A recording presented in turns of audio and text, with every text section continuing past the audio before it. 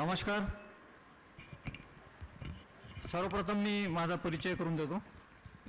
मी अजय कडू, उपसरव्यवस्थापक, महाराष्ट्र राज्य कृषी पणन मंडळ, विभागीय कार्यालय नागपूर. आज आपण कृषी मार्केटिंग म्हणजे ॲग्रिकल्चर मार्केटिंगच्या संदर्भात आपलं ॲक्च्युली 4 वाजता सेशन होतं, पण ते नाबार्डचं सेशन 3 वाजताचं स्किप झाल्यामुळे थोडं आपण लवकर सुरू करतो आहे. उद्या पण माझं एक सेशन आहे त्या मोठ्या डोममध्ये. ते पर्टिक्युलरली फार्मर प्रोड्युसर कंपनी आणि सेल्फ हेल्प ग्रुप म्हणा किंवा फार्मर प्रोड्युसर ऑर्गनायझेशन यांच्या संदर्भातलं उद्याचं सेशन आहे. आज आपण ॲग्रिकल्चर मार्केटिंगच्या संदर्भात 3 पार्टमध्ये आपण चर्चा करणार आहे. पहिला जो पार्ट आहे तो पूर्णतः कृषी पणन मंडळ हे काय आहे, कृषी पणन मंडळाच्या योजना काय आहे, शेतकऱ्यांसाठी काय आहे, फार्मर प्रोड्युसर कंपन्यांसाठी काय आहे, या संदर्भात आपण बोलणार आहे. त्यानंतर वखार महामंडळ यांचं कामकाज कसं चालतंय, शेतकऱ्यांसाठी काय आहे, फार्मर प्रोड्युसर कंपन्यांसाठी काय काय सवलती आहे, त्यावर आपण बोलणार आहे. आणि एशियन डेव्हलपमेंट बँकेच्या माध्यमातून फार्मर प्रोड्युसर कंपन्यांसाठी जो एक 1100 कोटीचा प्रोजेक्ट पणन मंडळाच्या मार्फत राबवला जातो मॅग्नेट नावाने, त्या प्रोजेक्टबद्दल आपण बोलणार आहोत. अशा 3 मुद्द्यांवर आपण आज चर्चा करणार आहोत. त्या संदर्भात आपले काही क्वेश्चन्स असेल तर ते शेवटचे आपण 10 मिनटं घेणार आहोत. तर आपण सुरू करू.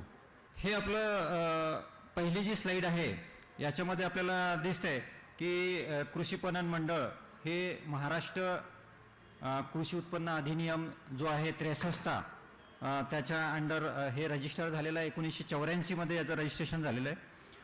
याचा प्रमुख उद्देश जो आहे कृषी उत्पन्न बाजार समित्यांचं स्ट्रेंथनिंग करणे किंवा त्यांच्यामार्फत कृषी मालाच्या मार्केटिंगसाठी वेगवेगळ्या पायाभूत सुविधा उपलब्ध करून देणे. त्यानंतर मार्केटिंगचे जे बजेट्स असतात, अंदाजपत्रक असतात किंवा प्लॅन्स असतात ते तयार करणे, बाजार समित्यांना कर्ज उपलब्ध करून देणे आणि त्यांच्यामार्फत वेगवेगळ्या सुविधा निर्माण करून शेतकऱ्यांच्या कृषी मालाच्या मार्केटिंगसाठी एक प्लॅटफॉर्म देण्याचं प्रमुख काम या कृषी पणन मंडळाच्या मार्फत केलं जातं आहे.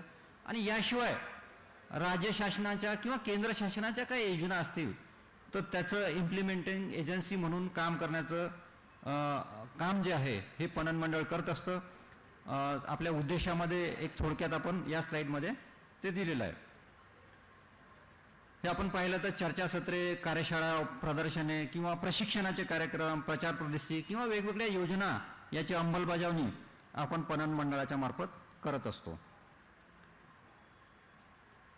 आता पणन मंडळाची जी रचना आहे ही अशा प्रकारची रचना, एकूण 15 सदस्य या पणन मंडळामध्ये असतात आणि राज्याचे जे पणन मंत्री असतात हे याचे एक्स ऑफिसो चेअरमन म्हणजे पदसिद्ध अध्यक्ष असतात आणि राज्यमंत्री हे पदसिद्ध उपाध्यक्ष असतात आणि बाकीचे मेंबर सहकार आयुक्त, कृषी आयुक्त, नाबार्ड रिप्रेझेंटेटिव्ह्ज आणि त्याच्यानंतर प्रत्येक महसुली विभागातून एक मेंबर, त्याच्यानंतर बाजार समिती संघाचा एक मेंबर, पणन संचालक आणि MD जे असतात पणन मंडळाचे हे याचे मेंबर सेक्रेटरी म्हणजे सदस्य सचिव असतात. अशी साधारणतः रचना या पणन मंडळाची असते आणि या यंत्रणेच्या मार्फत पणन मंडळाचं कामकाज चालतंय.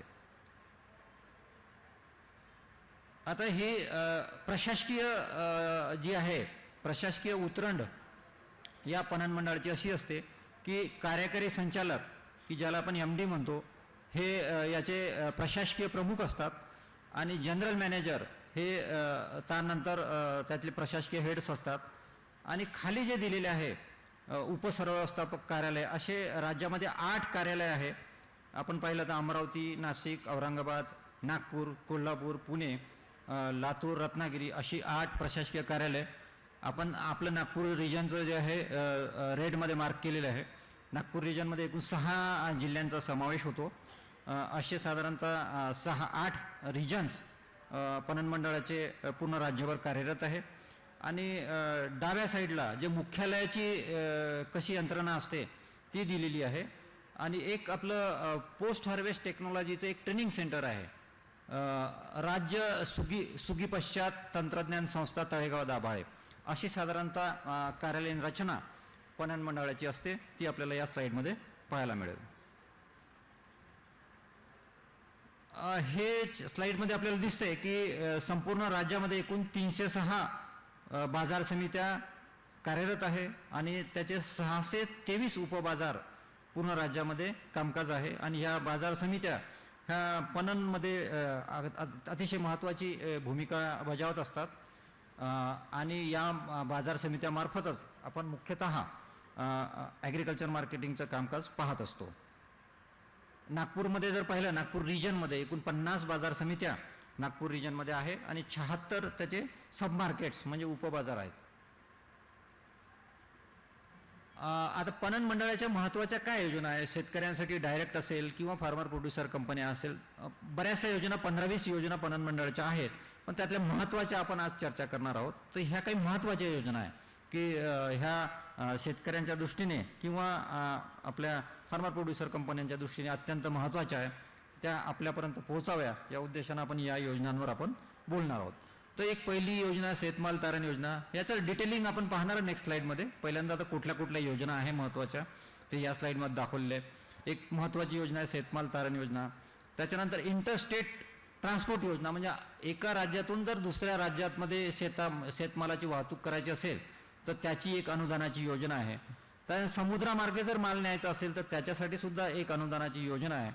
त्याच्यानंतर GI इंडिकेटेड क्रॉप जे असतात, भौगोलिक मानांकन प्राप्त आपले जे कृषी माल असतो त्याच्या प्रमोशनसाठी एक छोट्या छोट्या 4 योजना पणन मंडळाच्या आहेत. त्या आपण पुढे पाहणार आहोत. आणि फळ आणि धान्य महोत्सव जर भरवायचे असेल तर त्याच्यासाठी सुद्धा अनुदानाची योजना आहे. त्याच्यानंतर ई-नाम म्हणजे इलेक्ट्रॉनिक्स नॅशनल ॲग्रिकल्चर मार्केटिंग अशा प्रकारची ई-नामची योजना आहे. आणि RKVY च्या अंतर्गत वेगवेगळ्या योजना पणन मंडळ राबवत असतो. ह्या साधारणतः प्रमुख योजना आहे. त्या सगळ्या योजनांचा आपण पुढच्या प्रत्येकी एका योजनेच्या एका स्लाईडमध्ये आपण ह्या योजना कशा आहेत याचं थोडक्यात पाहणार आहोत. डिटेलिंग जर पाहायचं असेल ह्या योजना कशा आहे, लाभार्थी कसे असतील, याचा लाभ कसा घ्यायचा, कुठे ॲप्लिकेशन करायचं, तर हे जर पाहायचं असेल तर आपली वेबसाईट आहे. वेबसाईटला आपल्याला पूर्ण पाहायला मिळेल. वेबसाईट कोणती आहे ते पण मी पुढं सांगणार आहे आपल्याला. किंवा आपलं पणन मित्र मासिक असते, याच्यामध्ये ह्या योजना सगळ्या येत असतात. त्या मासिकचं सबस्क्रिप्शन कसं करायचं, कसं मिळवायचं, फिजिकल मासिक पाहिजे असेल तर ते मिळेल, ऑनलाईन पाहिजे असेल तर ते मिळेल, हे सगळं मी पुढं सांगणार आहे. तर यातली पहिली जी योजना आहे शेतमाल तारण योजना, ही आपली शेतमाल तारण योजना. याच्यामध्ये आपण जर पाहिलं तर ही 1990 पासून ही योजना आपण राबवतो. तर या योजनेमध्ये हे जे क्रॉप दिलेले आहे ह्या क्रॉपसाठी साधारणतः ही योजना राबवली जाते. विदर्भाचा जर विचार केला आपण तर याच्यामध्ये या योजनेमध्ये प्रामुख्याने तूर, सोयाबीन, चना आणि धान या पिकांचा समावेश आपण शेतमाल तारण योजनेमध्ये साधारणतः याच्यामध्ये ठेवल्या जातात. आणि बाकीचे जे क्रॉप्स आहेत ते इतर महाराष्ट्रामध्ये या योजनेमध्ये ठेवले जातात.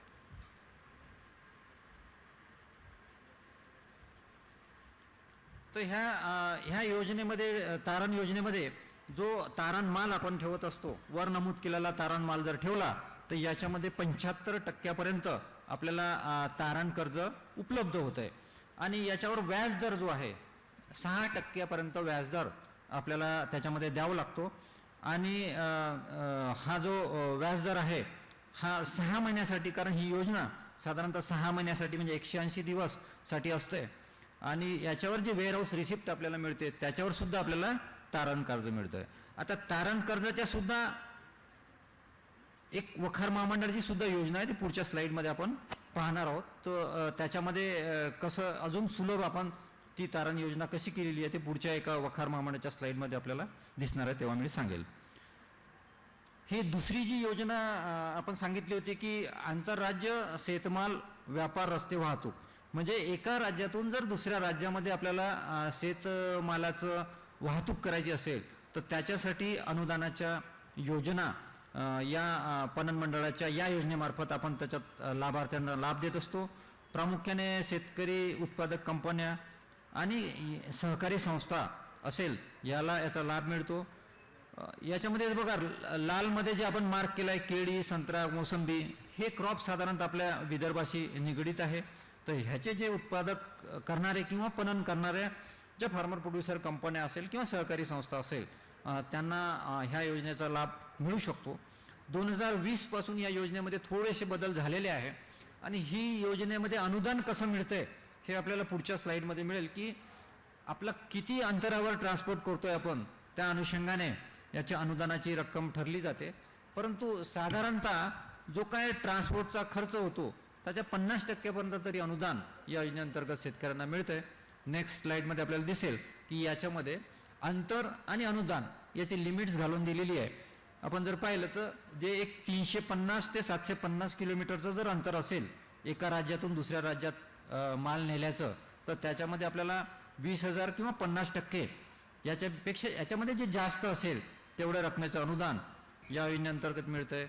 त्यानंतर 750 असेल ते 1000 असेल तर त्याच्यासाठी अजून वाढीव रक्कम मिळते. अशा प्रकारे या स्लाईडमध्ये अंतर आणि अनुदान याचं डिटेलिंग या स्लाईडमध्ये आपण केलेलं आहे.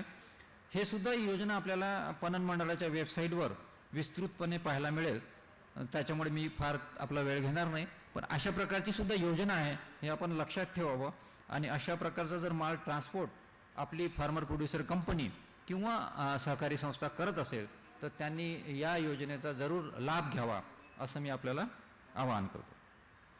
दुसरी योजना आहे की समुद्रामार्गे जर आपल्याला ट्रान्सपोर्ट करायचं असेल तर त्याच्यासाठी सुद्धा अनुदान देणारी योजना पणन मंडळाची आहे. तर याच्यामध्ये साधारणतः 50,000पर्यंतचं अनुदान प्रति कंटेनर आपण देतो. आणि ट्रान्सपोर्ट जो आहे तो कुठल्या कुठल्या देशामध्ये जर आपण केला तर त्या देशांची नावं दिलेली आहे. अमेरिका असेल, ऑस्ट्रेलिया आहे, जपान आहे, दक्षिण कोरिया असेल. या देशांमध्ये जर आपण समुद्रामार्गे माल पाठवत असू तर त्या कंटेनर वाईज आपल्याला अनुदान पणन मंडळाच्या या योजनेअंतर्गत आपल्याला मिळू शकते. तर अशा काही फार्मर प्रोड्युसर कंपन्या ज्या थोड्या मोठ्या लेवलला काम करतात, एक्सपोर्ट वगैरे करतात, तर त्यांनी या योजनेचा लाभ घ्यायला काय हरकत नाही. त्याच्यामुळे त्यांच्यासाठी ही योजना अत्यंत महत्त्वाची आहे. याच्यामध्ये देश आणि नेक्स्ट स्लाईडमध्ये देश आणि कुठलं उत्पादन कुठं ट्रान्सपोर्ट केलं तर हे अनुदान आपल्याला इलिजिबल राहते याची माहिती नमूद केलेली आहे.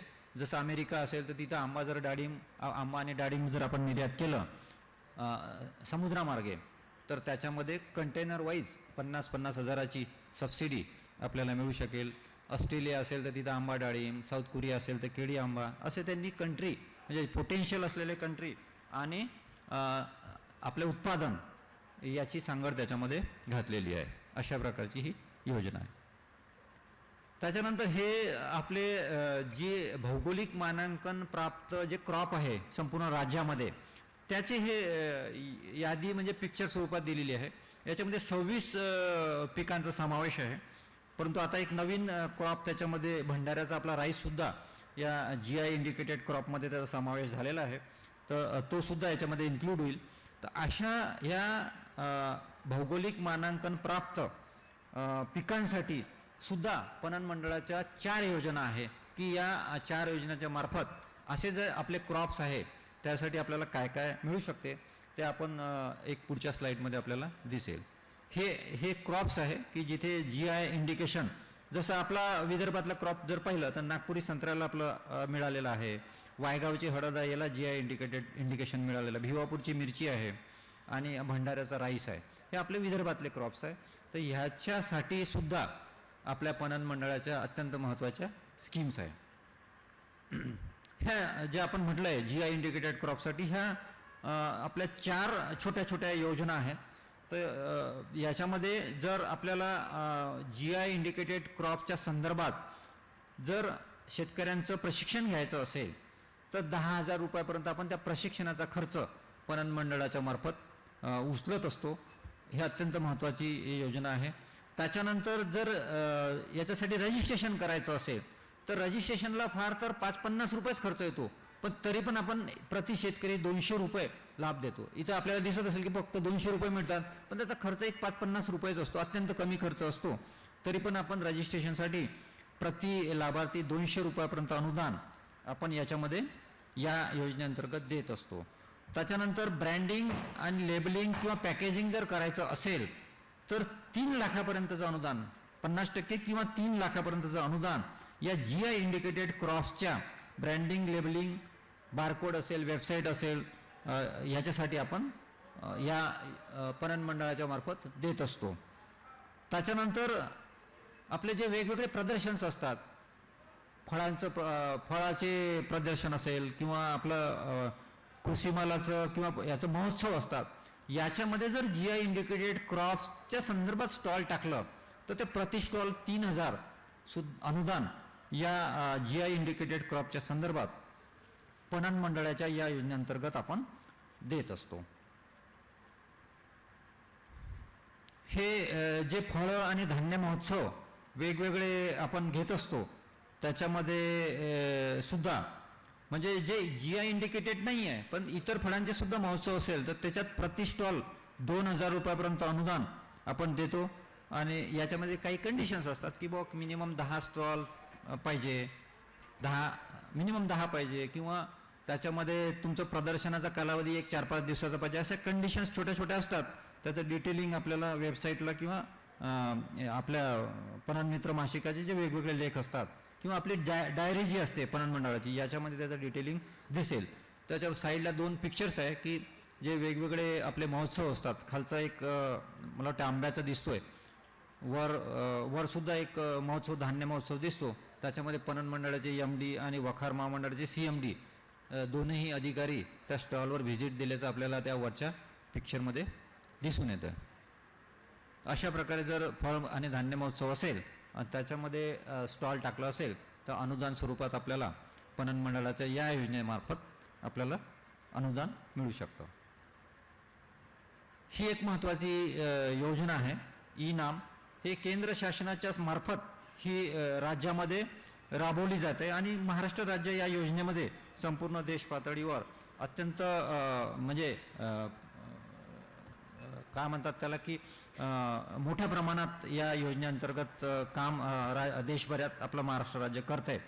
तर सद्यस्थितीत राज्यातल्या 118 बाजार समित्या ह्या ई-नाम अंतर्गत आलेल्या आहे आणि देशामधल्या 1000 देशामधल्यापैकी 118 आपल्या एकट्या महाराष्ट्रातल्या आहे आणि हळूहळू संपूर्ण बाजार समित्या या इलेक्ट्रॉनिक्स मार्केटच्या प्लॅटफॉर्मवर येणार आहे. तर याच्यामध्ये आपल्या नागपूर विभागातल्या सध्या आपल्या 20 आहे, याच्यामध्ये 50 पैकी 20 आपण या ई-नाममध्ये आपलं काम सुरू झालेलं आहे.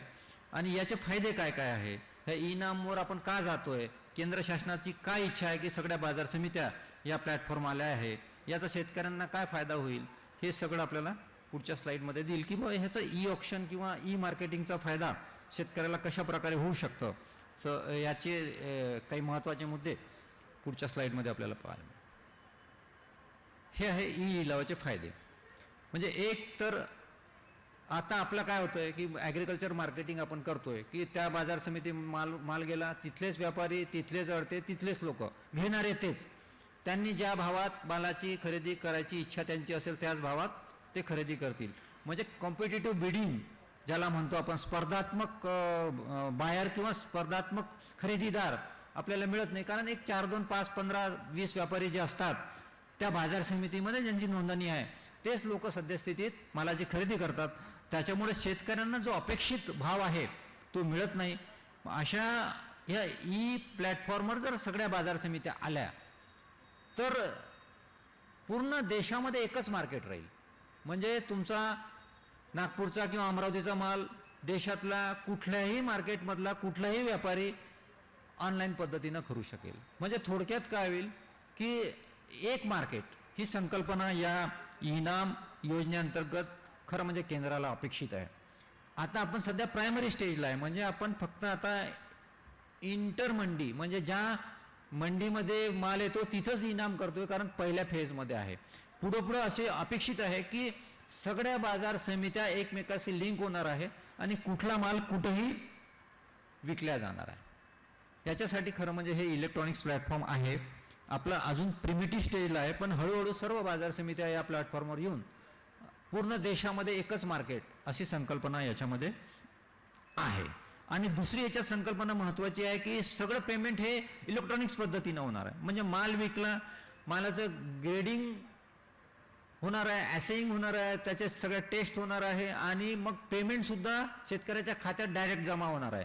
म्हणजे आता काय होतं आहे की अडत्याच्या मार्फत आपण विकतो, अडत्या पेमेंट कधी करेल, काय करेल, ह्या सगळ्या ज्या बाबी या योजनेमध्ये याचा विचार करून अत्यंत पारदर्शक पद्धतीने मालाची विक्री व्हावी, कॉम्पिटिटिव्ह बिडिंग व्हावं, स्पर्धात्मक बिडिंग होऊन जास्तीत जास्त दर शेतकऱ्यांना मिळावा आणि विकलेल्या मालाचे पैसे त्वरित त्याच्या खात्यात जमा व्हावे आणि याच्यामध्ये सर्व व्यवहार पारदर्शक पद्धतीने व्हावे, हा प्रमुख उद्देश या इनाम योजनेचा आहे. आणि आता हळूहळू दरवर्षी अधिकाधिक बाजार समित्या याच्यामध्ये येऊन सर्व बाजार समित्या या प्लॅटफॉर्मवर भविष्यात येणार आहे आणि आपलं संपूर्ण देशात एकच मार्केट अशा पद्धतीचं याच्यामध्ये अपेक्षित आहे.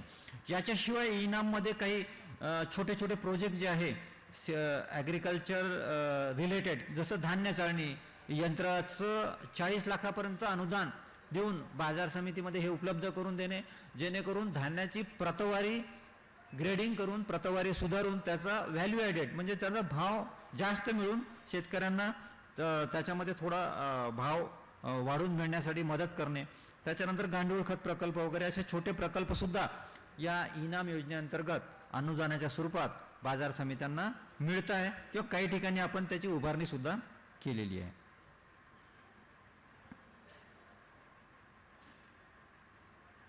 हे इनामची कामकाज कसं चालतंय याचे स्टेजेस दिलेले आहे. जसं बाजार समितीमध्ये माल आला की त्याचं गेट एंट्री होणे, त्याची किंवा लॉट पडणे किंवा मग त्याचं लॅबमध्ये त्याचं परीक्षण होणे, ग्रेडिंग होणे, त्याच्यानंतर त्याचं ई ऑक्शन होणे, ई पेमेंट होणे, ह्या सगळ्या बाबी याच्यामध्ये या पिक्टोरियल फॉर्ममध्ये दाखवलं आहे की ह्या पद्धतीने या 8 स्टेजेसमध्ये इनाम योजनेची अंमलबजावणी आपण बाजार समिती स्तरावर करत असतो. जसं मी सांगितलं की इनाम योजनेअंतर्गत धान्य चाळणी यंत्र आपण बाजार समित्यांमध्ये उभारत असतो.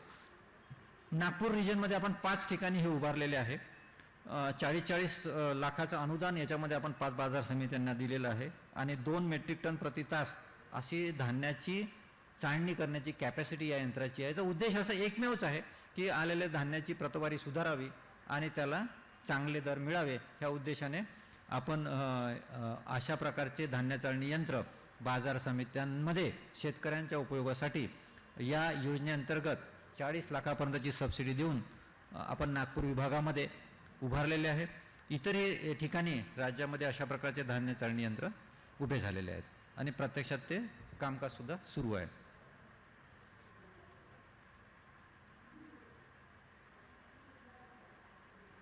त्याच्यानंतर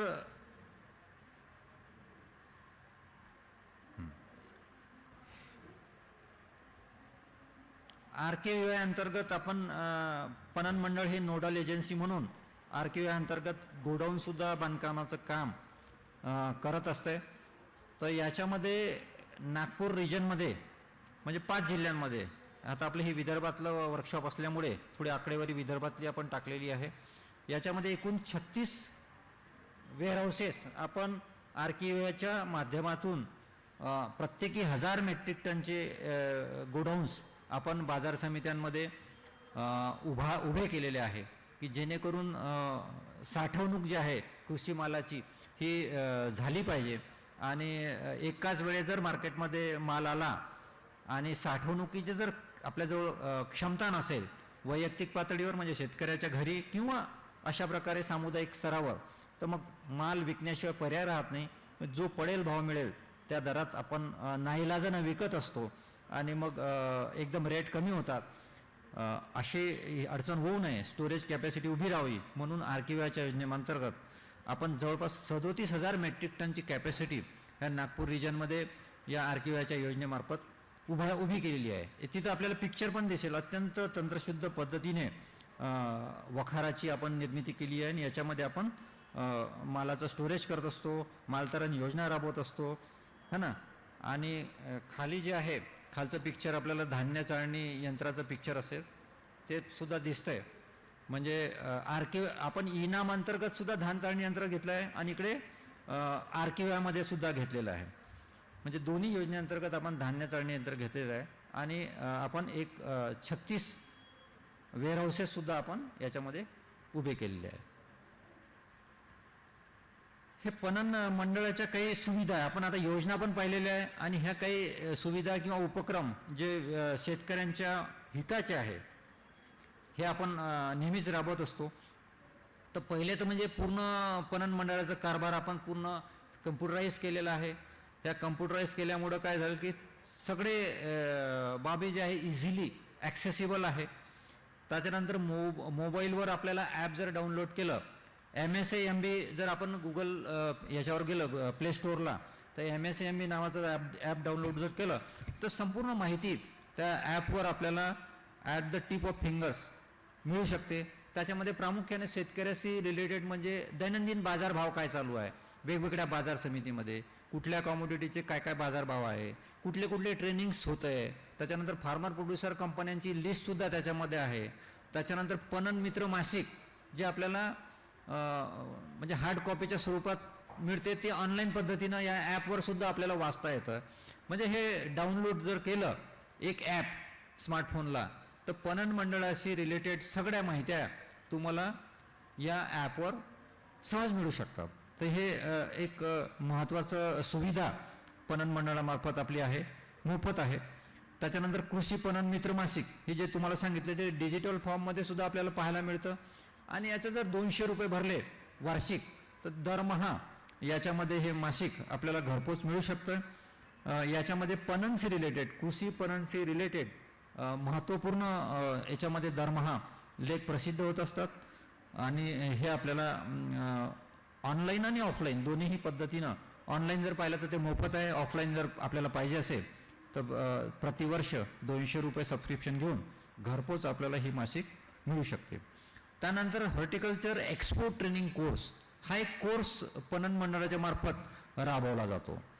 तर हा कोर्स प्रत्येक महिन्याच्या शेवटच्या आठवड्यात 5 दिवसाचा हा कोर्स आहे. याच्यामध्ये एक्सपोर्ट रिलेटेड सगळ्या बाबी, पुढं आपण याचं डिटेलिंग पाहणार, एक स्लाईड टाकली आहे त्याची. पण हा एक कोर्स अत्यंत महत्त्वाचा कोर्स आहे की ज्यांना हॉर्टिकल्चर एक्सपोर्टमध्ये काम करायचं आहे त्याच्यासाठी हे ट्रेनिंग कोर्स अत्यंत उपयोगी आहे. तर हे आपण पाहणार आहे. त्याच्यानंतर एक national institute of post harvest technology जे राष्ट्रीय सुगी पश्चात तंत्रज्ञान संस्था ही आपल्या तळेगाव दाभाडेला पणन मंडळाची एक फॅसिलिटी आहे. इथे प्रशिक्षण आपले चालत असतात. ह्या प्रशिक्षणामध्ये वेगवेगळ्या म्हणजे ग्रीन हाऊस असेल त्याच्यावर प्रशिक्षण चालते, पॉली हाऊस असेल, फ्लोरिकल्चर असेल, ज्या ज्या गोष्टी आपल्याला ॲग्रिकल्चर मार्केटिंगमध्ये करायच्या आहे पोस्ट हार्वेस्टमध्ये ते सगळ्या प्रकारचे निवासी प्रशिक्षण हे आपल्या इन्स्टिट्यूटमध्ये पणन मंडळाच्या चालत असतात. त्याची पण एक स्लाईड आहे, आपण पुढच्या स्लाईडमध्ये त्याचं पण डिटेलिंग थोडं पाहणार आहे.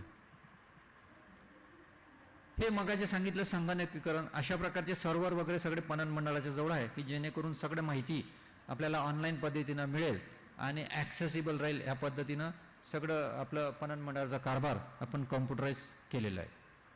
तर हे त्याची माहिती या स्लाईडमध्ये आहे.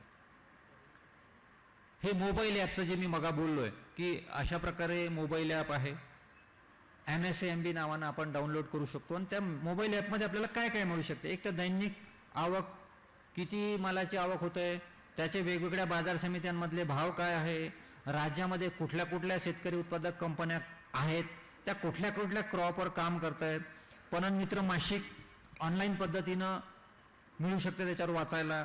त्याच्यानंतर बाजार समित्यांची, संपूर्ण राज्यातल्या बाजार समित्यांची माहिती त्याच्यामध्ये आहे. हॉर्टिकल्चर एक्सपोर्ट ट्रेनिंग कोर्स हे कधी कधी होत आहेत, कुठे कुठे होत आहेत, त्याचं फी स्ट्रक्चर काय आहे, ही सगळी माहिती मिळेल. त्याच्यानंतर तुम्हाला बायर आणि सेलर याची माहिती मिळते. अशा प्रकारची संपूर्ण माहिती या ॲपवर तुम्हाला मिळू शकते. जवळपास 1 लाखाच्या वर याचे युजर्स आहे ॲपचे. आपण सुद्धा त्याचे युजर्स होऊ शकतात. आपण जर डाउनलोड केलं तर सगळी माहिती आपल्याला त्याच्यामध्ये मिळू शकते.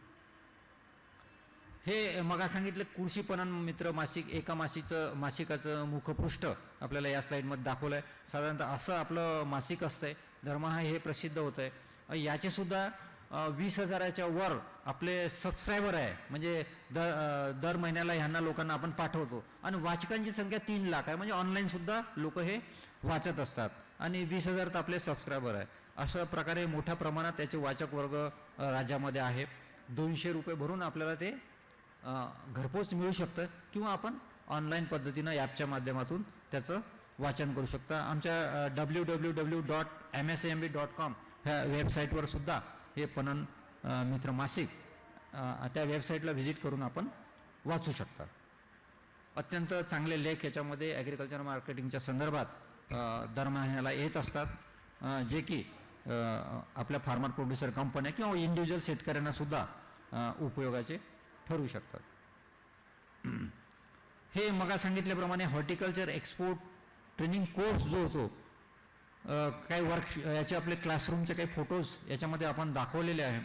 तर अशा प्रकारे दर महिन्याला शेवटच्या आठवड्यात आपला एक 5 दिवसाचा residential course horticulture training export ट्रेनिंगच्या संदर्भात पणन मंडळामार्फत घेतला जातोय. आणि याच्यामध्ये एक्सपोर्टच्या संदर्भात एकदम डिटेल माहिती दिल्या जाते. म्हणजे एक्सपोर्ट कसं केलं पाहिजे, त्याच्या फॉर्मॅलिटीज कशा असेल, कुठे कुठे रजिस्ट्रेशन केलं पाहिजे, कुठल्या देशामध्ये एक्सपोर्टच्या काय काय अटी शर्ती असेल ह्याची माहिती. त्याच्यानंतर एक्सपोर्ट जे प्रत्यक्ष करतात त्यांच्यासोबत मीटिंग करून देणे किंवा एक्सपोजर व्हिजिट करणे, ह्या सगळ्या बाबी फील्ड व्हिजिटसुद्धा याच्यामध्ये असतं. ह्या ट्रेनिंग कोर्समध्ये आपण घेत असतो. हा अर्थातच पेड ट्रेनिंग कोर्स आहे. साधारणतः 11,000 याची फी असते. परंतु जर काही लोकांना हे इंटरेस्ट असेल तर बाजार समितीकडे आपल्या 50-50 हजाराची आपण तरतूद करत असतो. तर बाजार समिती आपल्या तालुक्यातल्या होतकरू शेतकऱ्यांना ज्यांची इच्छा आहे ॲग्रिकल्चर एक्सपोर्टमध्ये काम करायची त्यांना स्पॉन्सर करू शकते. म्हणजे जिथं ज्यांना एवढे फीस देणं थोडं अडचणीचं आहे त्यांना स्पॉन्सर करू शकते. आपले जे महत्त्वाचे किंवा चांगल्या फार्मर प्रोड्युसर कंपन्या ज्या आहे त्यासुद्धा आपल्या सभासदांना या प्रशिक्षणासाठी स्पॉन्सर करू शकतात, जेणेकरून एक्सपोर्टमध्ये ज्यांना इच्छा आहे ते याच्यामध्ये काम करू शकतात. तर आतापर्यंत साधारणतः 1500 ते 1600 लोकांना एक्सपोर्टचं ट्रेनिंग या ट्रेनिंग कोर्सच्या मार्फत पणन मंडळानं दिलेलं आहे. आणि या 1500-1600 लोकांमध्ये जवळपास 250 ते 300 लोकांनी प्रत्यक्ष एक्सपोर्ट केला आहे. म्हणजे मोठ्या प्रमाणात बघा, म्हणजे जेवढ्या लोकांनी ट्रेनिंग घेतलं आहे त्यातल्या 15 ते 20% लोकांनी एक्सपोर्टमध्ये ॲक्टिव्हली पार्टिसिपेट केलेलं आहे. म्हणजे फार मोठं सक्सेस. जरी ते तुम्हाला 15-20% वाटत असेल तर एक्सपोर्टसारख्या ह्या किचकट विषयामध्ये ह्या ट्रेनिंगच्या मार्फत 250 लोकांनी प्रत्यक्ष एक्सपोर्टमध्ये सहभाग घेणं ही काही लहान गोष्ट नाही आहे.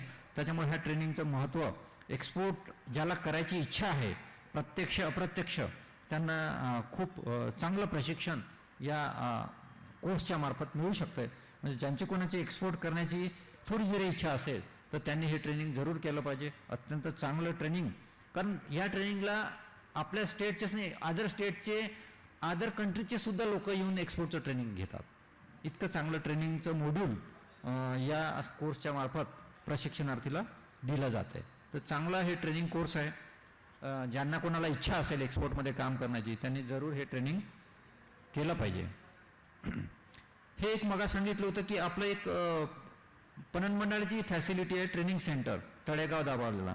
पोस्ट हार्वेस्ट जे टेक्नॉलॉजीचं ट्रेनिंग्स इथे या प्रशिक्षण संस्थेमध्ये दिल्या जात आहे वेगवेगळ्या विषयावर.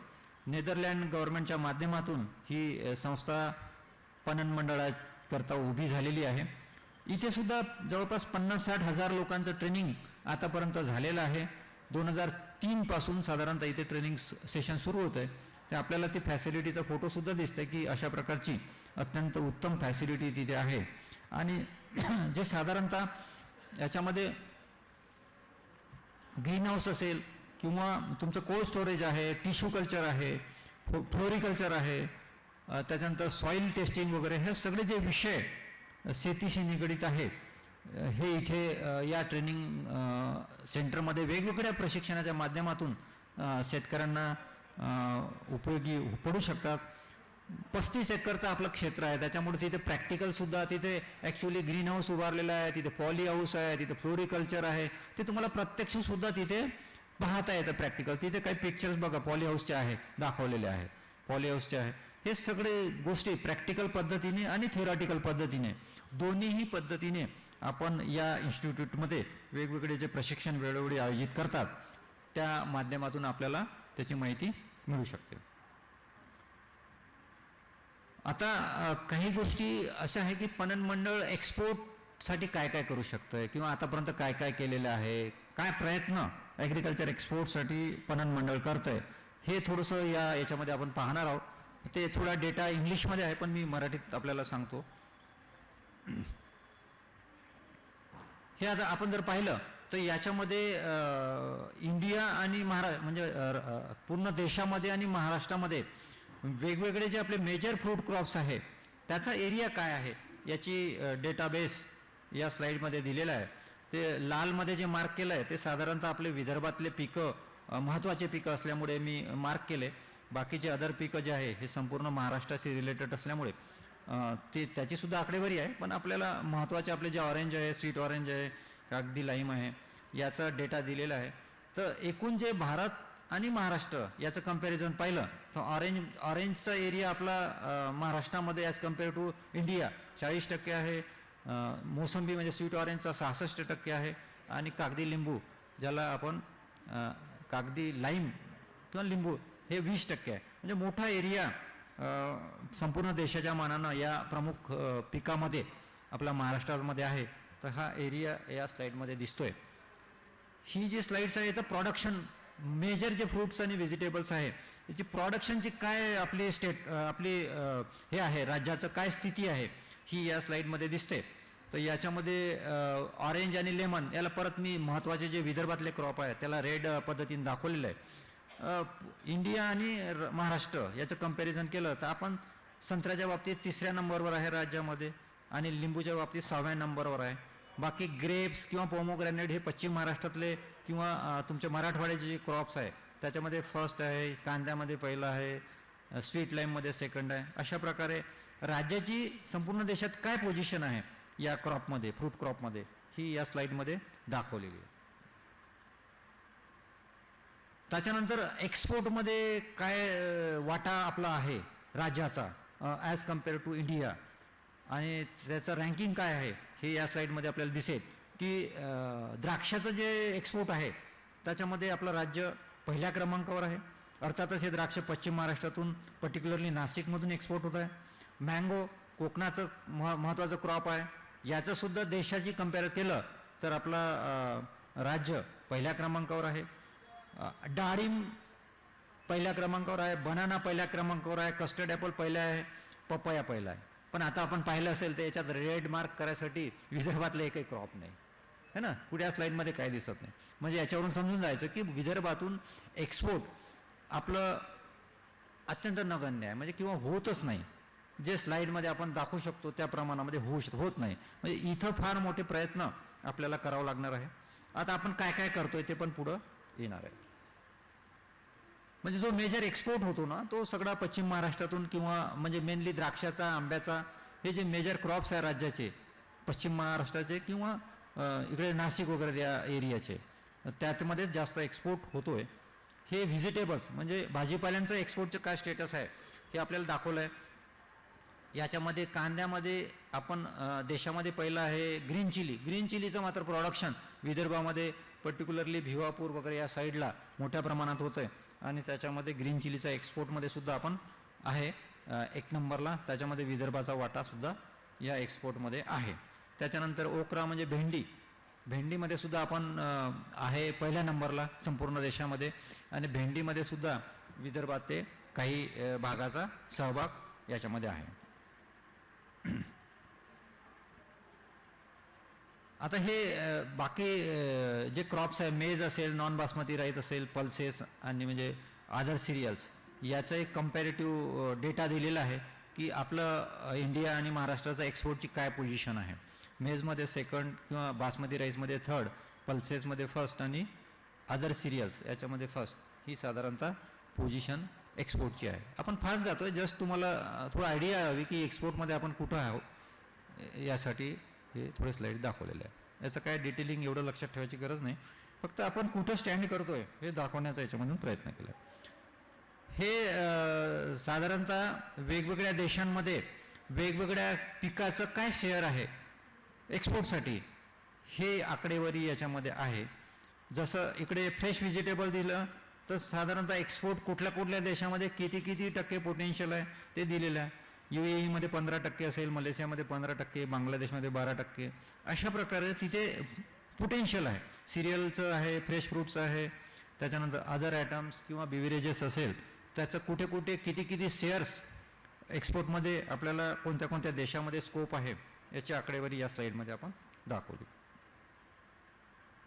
हे basmati rice, non basmati rice किंवा बफेलो मीट, ग्राउंडनट आणि गॉर्गम याची साधारणतः शेअर किती आहे, कोणत्या कोणत्या देशामध्ये याचं एक्सपोर्टसाठी पोटेन्शियल आहे हे आपण या स्लाईडमध्ये दाखवले. आता ही स्लाईड जी आहे किंवा हा गोल चार्ट किंवा इकडचे डेटा जो आहे हा संपूर्ण भारतामध्ये एक्सपोर्टचं काय टक्केवारी आहे हे याच्यामध्ये दिसतंय.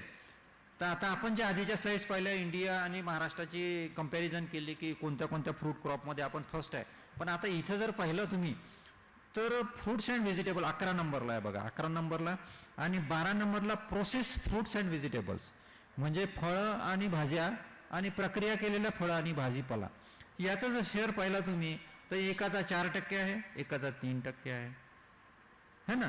तर याच्यामध्ये जरी महाराष्ट्र एक नंबरला, 2 नंबरला, 3 नंबरला असेल तरी पूर्ण इंडियाचं जे टोटल एक्सपोर्ट होतो त्याचं प्रमाण जर पाहिलं तर 3 आणि 4% अत्यंत अल्प प्रमाण आहे, बरोबर. अशा पद्धतीने एकदम कमी एक्सपोर्ट आपला ह्या महत्त्वाच्या क्रॉपवर आहे, म्हणजे इथं आपल्याला थोडंसं वाढवण्यासाठी स्कोप आहे. हे इकडचं पिक्चर दाखवलेलं आहे. मेजर आपला जो एक्सपोर्ट होतो तो आपला मरीन प्रॉडक्ट्स आणि बासमती राईस याच्यामध्येच आपला एक्सपोर्ट जास्त होतो. हे आपल्याला काय काय चॅलेंजेस आहे एक्सपोर्ट करण्यामागे, कुठे कुठे अपॉर्च्युनिटीज आहे आणि चॅलेंजेस काय. अपॉर्च्युनिटीज म्हणजे ग्रेप्स, मँगो, बनाना, पोमोग्रॅनेट हे जे फ्रूट क्रॉप आहे याच्यामध्ये एक्सपोर्टसाठी जबरदस्त पोटेन्शियल आपल्यामध्ये आहे, परंतु आपला एक्सपोर्ट याच्यामध्ये वाढू शकतो, ही आपली अपॉर्च्युनिटीज आहे.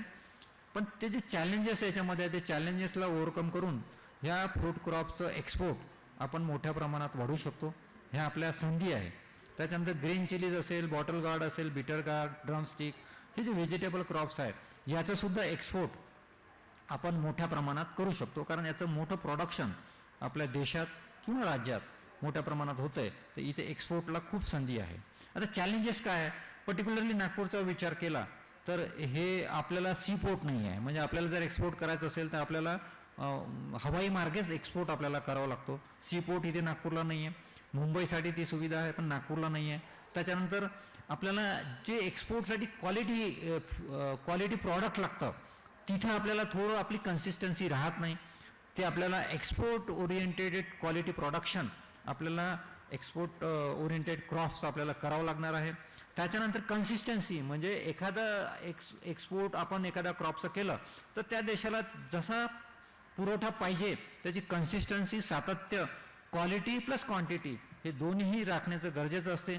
तिथं सुद्धा आपल्याला प्रयत्नपूर्वक आपल्याला त्याच्यासाठी प्रयत्न करावा लागणार आहे. म्हणजे कन्सिस्टन्सी नसते, एक कन्साइनमेंट दिलं त्यांची डिमांड आली नंतर जर पुरू शकलं नाही तर ते मग कन्साइनमेंट कंटिन्यू राहत नाही. त्यामुळे consistency in quality and quantity हे ठेवणं अत्यंत गरजेचं असतं. हे साधारणतः अपॉर्च्युनिटीज आणि चॅलेंजेस या एक्सपोर्टमध्ये आहे. आता एक्सपोर्ट ओरिएंटेड ॲक्टिव्हिटीज काय काय आहे पणन मंडळाच्या हे आपण आधी पण चर्चा केलेली आहे, या स्लाईडमध्ये पण ते दिसेल. हॉर्टिकल्चर एक्सपोर्ट ट्रेनिंग प्रोग्राम आहे जिथं साधारणतः 1500च्या वर लोकांना ट्रेनिंग दिलेलं आहे आणि त्यातला प्रत्यक्ष सहभाग 250च्या वर लोकांनी घेतलेला आहे. ही एक ॲक्टिव्हिटी पणन मंडळामार्फत एक्सपोर्टसाठी राबवल्या जाते. दुसरं कमोडिटी स्पेसिफिक कॅपॅसिटी बिल्डिंग म्हणजे क्लस्टर डेव्हलपमेंट प्रोग्राम, याच्यामध्ये सुद्धा म्हणजे कमोडिटी बेसिस म्हणजे आंब्याचं असेल तर त्याचंच ट्रेनिंग, आंब्याचं एक्सपोर्ट कसं केलं पाहिजे, त्याच्यानंतर डाळिंबाचं कसं केलं पाहिजे, आता संत्र्याचं एक्सपोर्ट असेल तर त्याचं कसं करायला पाहिजे, as a commodity specific capacity बिल्डिंगचे ट्रेनिंग प्रोग्राम पणन मंडळामार्फत आपण राबवत असतो. त्याच्यानंतर जे पोस्ट हार्वेस्ट टेक्नॉलॉजीचं आपलं तळेगाव दाभाडेचं इन्स्टिट्यूट आहे, तिथं सुद्धा एक्सपोर्ट ओरिएंटेड ॲक्टिव्हिटीज आपण घेत असतो.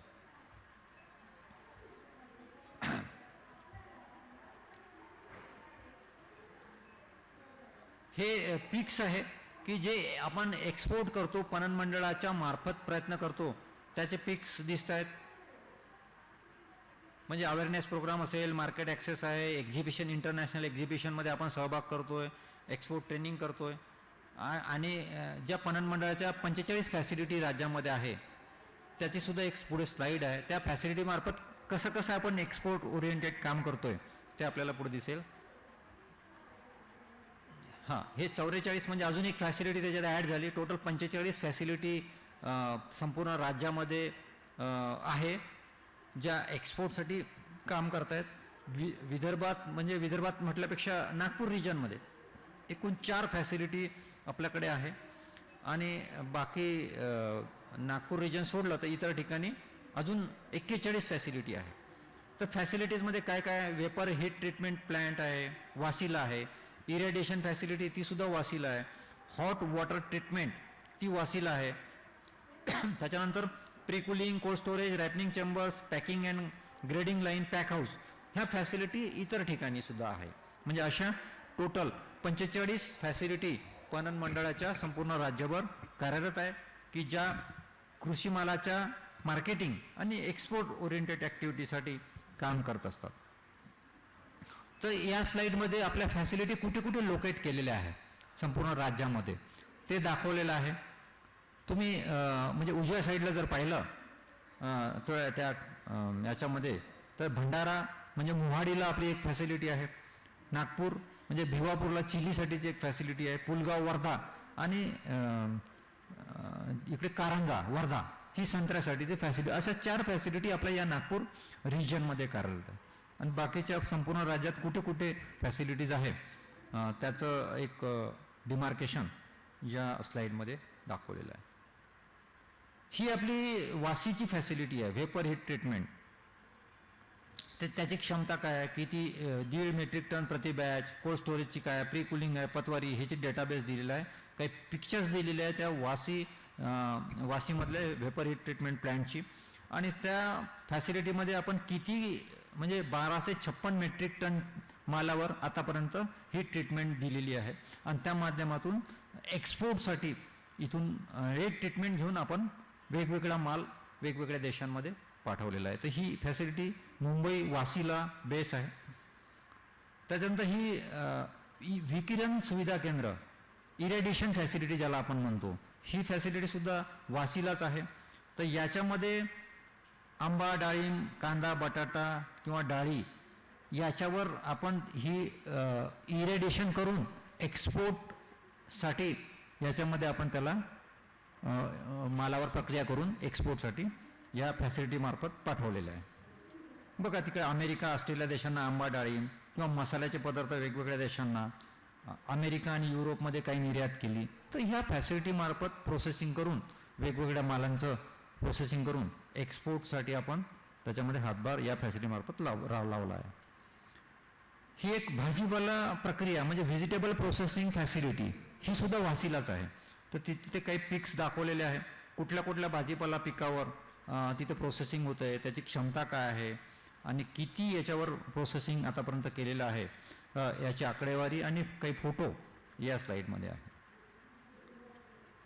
त्याच्यानंतर हे एक्सपोर्ट ॲक्टिव्हिटीजचे काही फोटो, पेपरला आलेल्या बातम्या हे दाखवलेलं आहे. बघा बनाण्याचं एक्सपोर्ट करताना कशी कशी प्रोसेस करावं लागते हे, आणि एक बातमी हे पर्टिक्युलरली विदर्भातली म्हणजे अमरावती जिल्ह्याची न्यूज आहे ती आपण इथे दाखवतोय.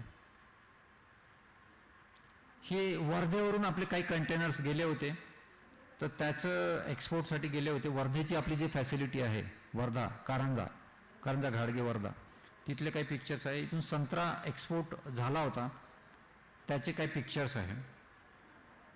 श्रीलंका आणि सिंगापूर आणि बहारीन या देशामध्ये एक्सपोर्ट केला होता त्याचे काही पिक्चर्स आहे. त्यानंतर हे भेंडी आणि चिली, ग्रीन चिली आणि भेंडी याची सुद्धा एक्सपोर्टच्या संदर्भातले पिक्स आहे. अशा प्रकारे त्याची ग्रेडिंग, पॅकिंग, लेबलिंग आणि व्हॅल्यू ॲडिशन करून एक्सपोर्ट केलेलं आहे, त्याचे एक पिक्चर्स. तर अशा प्रकारे पणन मंडळाच्या वेगवेगळ्या योजना आहे. आणि याच्यामध्ये हे दाखवलेलं आहे आंब्याच्या संदर्भात. तर हा आंबा आहे ना, फर्स्ट टाईम म्हणजे ॲक्च्युली आंबा आतापर्यंत एक्सपोर्ट होत होता तो सगळा समुद्रमार्गे, नाही सॉरी हवाई मार्गे एक्सपोर्ट होत होता आतापर्यंतचा आंबा. आणि हवाई मार्फत एक्सपोर्ट केल्यानंतर त्याचं जे कॉस्टिंग आहे ते न परवडणार असल्यामुळे तिथे एक्सपोर्ट होत नव्हता. पहिल्यांदा यावर्षी बाय सी म्हणजे समुद्रामार्फत एक्सपोर्ट केला. त्याला कालावधी जास्त लागला. याच्या आधी प्रयत्न झाले समुद्रामार्फत, परंतु ते तिथं गेले की ते खराब होऊन जायचे, आंबे फेकून द्यायचे लागायचे. तर मग यावेळेस आपल्या ज्या फॅसिलिटीज आपण मागच्या स्लाईडमध्ये पाहिलेल्या आहे त्या सर्व फॅसिलिटीजमध्ये प्रोसेस करून 5 जूनला, यावर्षी 5 जूनला जवळपास 1100 मेट्रिक टन आंबा USA पाठवला 5 जूनला. आणि तो 29 जूनला तिथं पोहोचला. म्हणजे जवळपास 25 दिवस त्याला प्रवासात लागले. आणि 25 दिवसानंतर सुद्धा तो आंबा तिथं चांगला सक्सेसफुली यावर्षी तो तिथे एक्सपोर्ट झाला. म्हणजे आता त्या दृष्टिकोनातून 25 दिवस जरी आंबा तिथे लागला प्रोसेसला पाठवायला, तरी तो आंबा चांगला राहू शकतो, प्रोव्हाइडेड आपल्या सगळ्या फॅसिलिटीजमध्ये त्याच्या प्रोसेस केल्या तर, प्रक्रिया केली तर. आणि हे समुद्रमार्गे पाठवणं कसं सोयीचं आहे, कारण समजा आपण आतापर्यंत जे हवाई मार्गे एक्सपोर्ट करत होतो तर 1 किलो आंब्याच्या एक्सपोर्टसाठी 80 रुपये खर्च या म्हणजे सॉरी 600 रुपये. 1 किलो आंब्याचा एक्सपोर्टसाठी 600 रुपये खर्च लागायचा. 600 ते 800 रुपये हवाई मार्गे. तो यांनी फक्त 80 रुपये लागतो. म्हणजे त्याची जी तिथली कॉस्ट आहे ना ते एकदम कमी होऊन जाते. त्याच्यामुळं हे एक्सपोर्ट थोडं सक्सेसफुल होऊ शकतो. म्हणून तो मागच्या वर्षीचा जो प्रयत्न आहे तो खूप म्हणजे कुठे 80 रुपये आणि कुठे 600 रुपये एवढा फरक त्याच्यामध्ये आहे. त्याच्यामुळं आता ही एक्सपोर्ट जो आहे आंब्याचा यावेळेस मोठ्या प्रमाणात वाढण्याची शक्यता आहे. हे काही पिक्चर्स आहे यावर्षीच्या आंबा एक्सपोर्टचे. तर हे अत्यंत सक्सेसफुली यावर्षी होऊ शकलं. त्याच्यामुळे यावर्षी आंबा एक्सपोर्ट आपला मोठ्या प्रमाणात होण्याची शक्यता आहे. ही पर्टिक्युलरली फार्मर प्रोड्युसर कंपन्यांसाठी अत्यंत महत्त्वाची योजना. बऱ्याच लोकांना माहीत पण असेल. या योजनेचे 2 टप्पे आपले झालेले आहे. पहिला टप्पा एक झालेला आहे, त्याच्यामध्ये संपूर्ण राज्यात जवळपास 30 प्रोजेक्ट आणि सब प्रोजेक्ट आपले सिलेक्ट झालेले आहे. दुसरा टप्पा आता सुरू झालेला आहे. ह्या दुसऱ्या टप्प्यामध्ये साधारणतः 40 फार्मर प्रोड्युसर कंपन्यांचे प्रकल्प आणि 24 व्हॅल्यू चेन ऑपरेटर्सचे प्रकल्प असे साधारणतः 64-65 प्रकल्प या योजनेअंतर्गत आपले पुढचे होणार आहे. आणि नंतर अजून 3रा 4था टप्पा येणार आहे. तर पहिला टप्पा तर आपला झाला आहे, त्याची कामकाज सुरू झालं आहे, त्यांना अनुदान मिळणं सुरू झालं आहे. दुसऱ्या टप्प्याची आता सुरुवात झाली. ही योजना बऱ्याच लोकांना माहीत असेल किंवा आपण माहीत करून घेऊ. फार्मर प्रोड्युसर कंपन्यांसाठी अत्यंत महत्त्वाची योजना आहे. जशी स्मार्टची योजना आहे तशी ही मॅग्नेटची योजना अजून थोडी मोठ्या स्वरूपात आहे. ती आपण थोडक्यात पाहू की फार्मर प्रोड्युसर कंपन्या जर असतील ज्यांनी आतापर्यंत याच्यात सहभाग घेतला नसेल त्यांनी या योजनेमध्ये सहभाग घ्यावा. फक्त याच्यामध्ये एकच आहे की फोकस क्रॉप आहे. 11 फोकस क्रॉप हे पुढं आपण घेणार आहे. हे बघा याच्यामध्ये 11 फोकस क्रॉप आहे. पर्टिक्युलरली हॉर्टिकल्चर क्रॉप जास्त आहे. ग्रीन चिली, फ्लोरिकल्चर, भेंडी हे जर सोडलं तर सगळे हॉर्टिकल्चर क्रॉप आहे. 11 फोकस क्रॉपसाठी ही योजना आहे. अजून 3 क्रॉप याच्यामध्ये जसं आंबा, काजू आणि पडवळ हे ॲड होणार आहे, पण अजून ॲड झाले नाही. सध्या 11 क्रॉपसाठी ही योजना आहे. ठीक आहे, 11 क्रॉप त्याच्यात दाखवलेल्या स्लाईडमध्ये ह्या योजनेसाठी आहे. याच्यामध्ये मेन उद्देश आहे की ह्या क्रॉपचं व्हॅल्यू ॲडिशन करायचं. पोस्ट हार्वेस्टमध्ये याच्यामध्ये इन्फ्रास्ट्रक्चरच्या मार्फत इन्फ्रास्ट्रक्चर उभं करायचं आणि जो पोस्ट हार्वेस्ट लॉसेस आहे तो कमी करायचा. व्हॅल्यू ॲडिशन करून जास्तीत जास्त दर शेतकऱ्यांपर्यंत पोहोचवायचा. हे त्याच्यामार्फत ह्या योजनेचं प्रमुख उद्दिष्ट आहे. हे याचे 3 आउटपुट्स आहे. म्हणजे या योजनेचे जे 3 घटक आहे हे महत्त्वाचे 3 घटक आहे. ही योजना 3 पार्टमध्ये विभागली आहे. पहिली काय आहे की शेतकरी उत्पादक संस्थांचे सक्षमीकरण, म्हणजे कॅपॅसिटी बिल्डिंग. फार्मर प्रोड्युसर कंपन्यांची कॅपॅसिटी बिल्डिंग करायची, त्याच्यासाठी त्यांना ट्रेनिंग द्यायचे वेगवेगळ्या माध्यमातून आणि त्याची कॅपॅसिटी बिल्ड करायची. पर्टिक्युलरली या 11 क्रॉपमध्ये ज्या काम करणारे POs आहे किंवा FPCs आहे त्यांचं कॅपॅसिटी बिल्डिंगचं काम पहिल्या या टप्प्याअंतर्गत या योजनेमध्ये होणार आहे. दुसऱ्या याच्यामध्ये इन्फ्रास्ट्रक्चर डेव्हलपमेंट करण्यासाठी फायनान्शियल यांना अर्थसहाय्य करायचं आहे. म्हणजे काढणी पश्चात पायाभूत सुविधा उभारण्यासाठी अर्थसहाय्य, म्हणजे इन्फ्रास्ट्रक्चर डेव्हलपमेंट या क्रॉपसाठी, त्यासाठी याच्यात फायनान्शियल असिस्टन्स मिळणार आहे. त्याच्यानंतर वर्किंग कॅपिटल सुद्धा या योजनेमध्ये आपल्याला मिळणार आहे. आणि तिसरा जो टप्पा आहे, ज्या पणन मंडळाच्या वेगवेगळ्या फॅसिलिटीज ज्या आपण मागं पाहिलेल्या आहे 45 फॅसिलिटी, त्याच्यापैकी 16 ज्या फॅसिलिटीज आहेत त्याला अजून मोठ्या प्रमाणात त्याची वाढ करणे आणि एक्सपोर्टसाठी म्हणा किंवा डोमेस्टिक मार्केटसाठी त्याचा अजून उपयोग कंपन्यांना किंवा शेतकऱ्यांना करून देणे हा उद्देश या योजनेचा आहे. अशा 3 भागामध्ये ही योजना विभागलेली आहे. तर ही योजना 6 वर्षासाठी आहे. 6 वर्षासाठी आहे. एशियन डेव्हलपमेंट बँकेच्या सहकार्यानं ही योजना राबवणार आहे आपण. याचं जो योजना आहे ही सहकार पणन आणि वस्त्रोद्योग विभागाची योजना आहे. कृषी पणन मंडळ याची अंमलबजावणी यंत्रणा आहे आणि मग त्याच्यासाठी जे 8 आपले विभागीय कार्यालय आहे त्यांच्या मार्फत ही योजना राबवली जाणार. हीच माहिती याच्यामध्ये 6 वर्षाची योजना आहे, हे याच्यातला महत्त्वाचा मुद्दा. आता ही योजना टोटल 1100 कोटी, म्हणजे आता याच्यात 1000 कोटी दिसतं, हे जुने फिगर आहे. 70 रुपये प्रति डॉलर हा रेट धरून ते 1000 काढलं होतं. आता आपला 80च्या वर रेट आहे डॉलरचा. म्हणजे आता ही योजना इंडियन करन्सीमध्ये 1100 कोटी रुपयाच्या वर गेली आणि ही 1100 कोटीची योजना ह्या 6 वर्षात 26-27 पर्यंत आपल्याला राबवायची आहे. त्याच्यामध्ये साधारणतः 30% वाटा राज्य शासनाचा आहे आणि 70% वाटा हा एशियन डेव्हलपमेंट बँकेचा आहे. म्हणजे हे असं त्याच्यात सहभाग जो आहे 70% ADB आणि 30% राज्य शासन अशी मिळून ही 1100 कोटीची योजना आपल्याला 6 वर्षात राबवायची आहे. या योजनेत काय काय होणार आहे? साधारणतः 300 प्रोजेक्ट्स 6 वर्षात 300 ॲग्रिकल्चरचे प्रोजेक्ट याच्यामध्ये उभं राहणं अपेक्षित आहे. जे मग तुम्हाला मी सांगितलं की पहिल्या UIमध्ये 30 प्रोजेक्ट आपले थ्रू झाले. दुसऱ्या टप्प्यामध्ये जवळपास 65 ते 70 प्रोजेक्ट आणि असे करून साधारणतः 300 प्रोजेक्ट या फोकस क्रॉपच्या संदर्भात याच्यामध्ये 6 वर्षाच्या कालावधीत उभं राहणं अपेक्षित आहे. आणि 2 लाख शेतकऱ्यांना याच्यामध्ये सामावून घ्यायची या प्रोजेक्टमध्ये अपेक्षा आहे. साधारणतः या फोकस क्रॉपमध्ये काम करणारे 2 लाख शेतकरी या ना त्या माध्यमातून याच्यामध्ये लाभान्वित होईल अशा प्रकारची अपेक्षा या प्रकल्पातून आहे. आणि 10,000 प्रत्यक्ष आणि अप्रत्यक्ष रोजगार सुद्धा याच्यामध्ये उभे होईल अशी एक्सपेक्टेशन या प्रकल्पापासून आहे. आणि पोस्ट हार्वेस्ट लॉसेस जे आपले 10-20% होते ते कमी करणे आणि शेतीमालाचा दर जो आहे तो 10-20% थोडा जास्त मिळणे असे साधारणतः महत्त्वाचे उद्दिष्ट या मॅग्नेट योजनेअंतर्गत महाराष्ट्र ॲग्री बिझनेस नेटवर्क, ज्याला आपण शॉर्टमध्ये मॅग्नेट म्हणतो, असे एक्सपेक्टेड गोल्स या योजनेचे आहेत.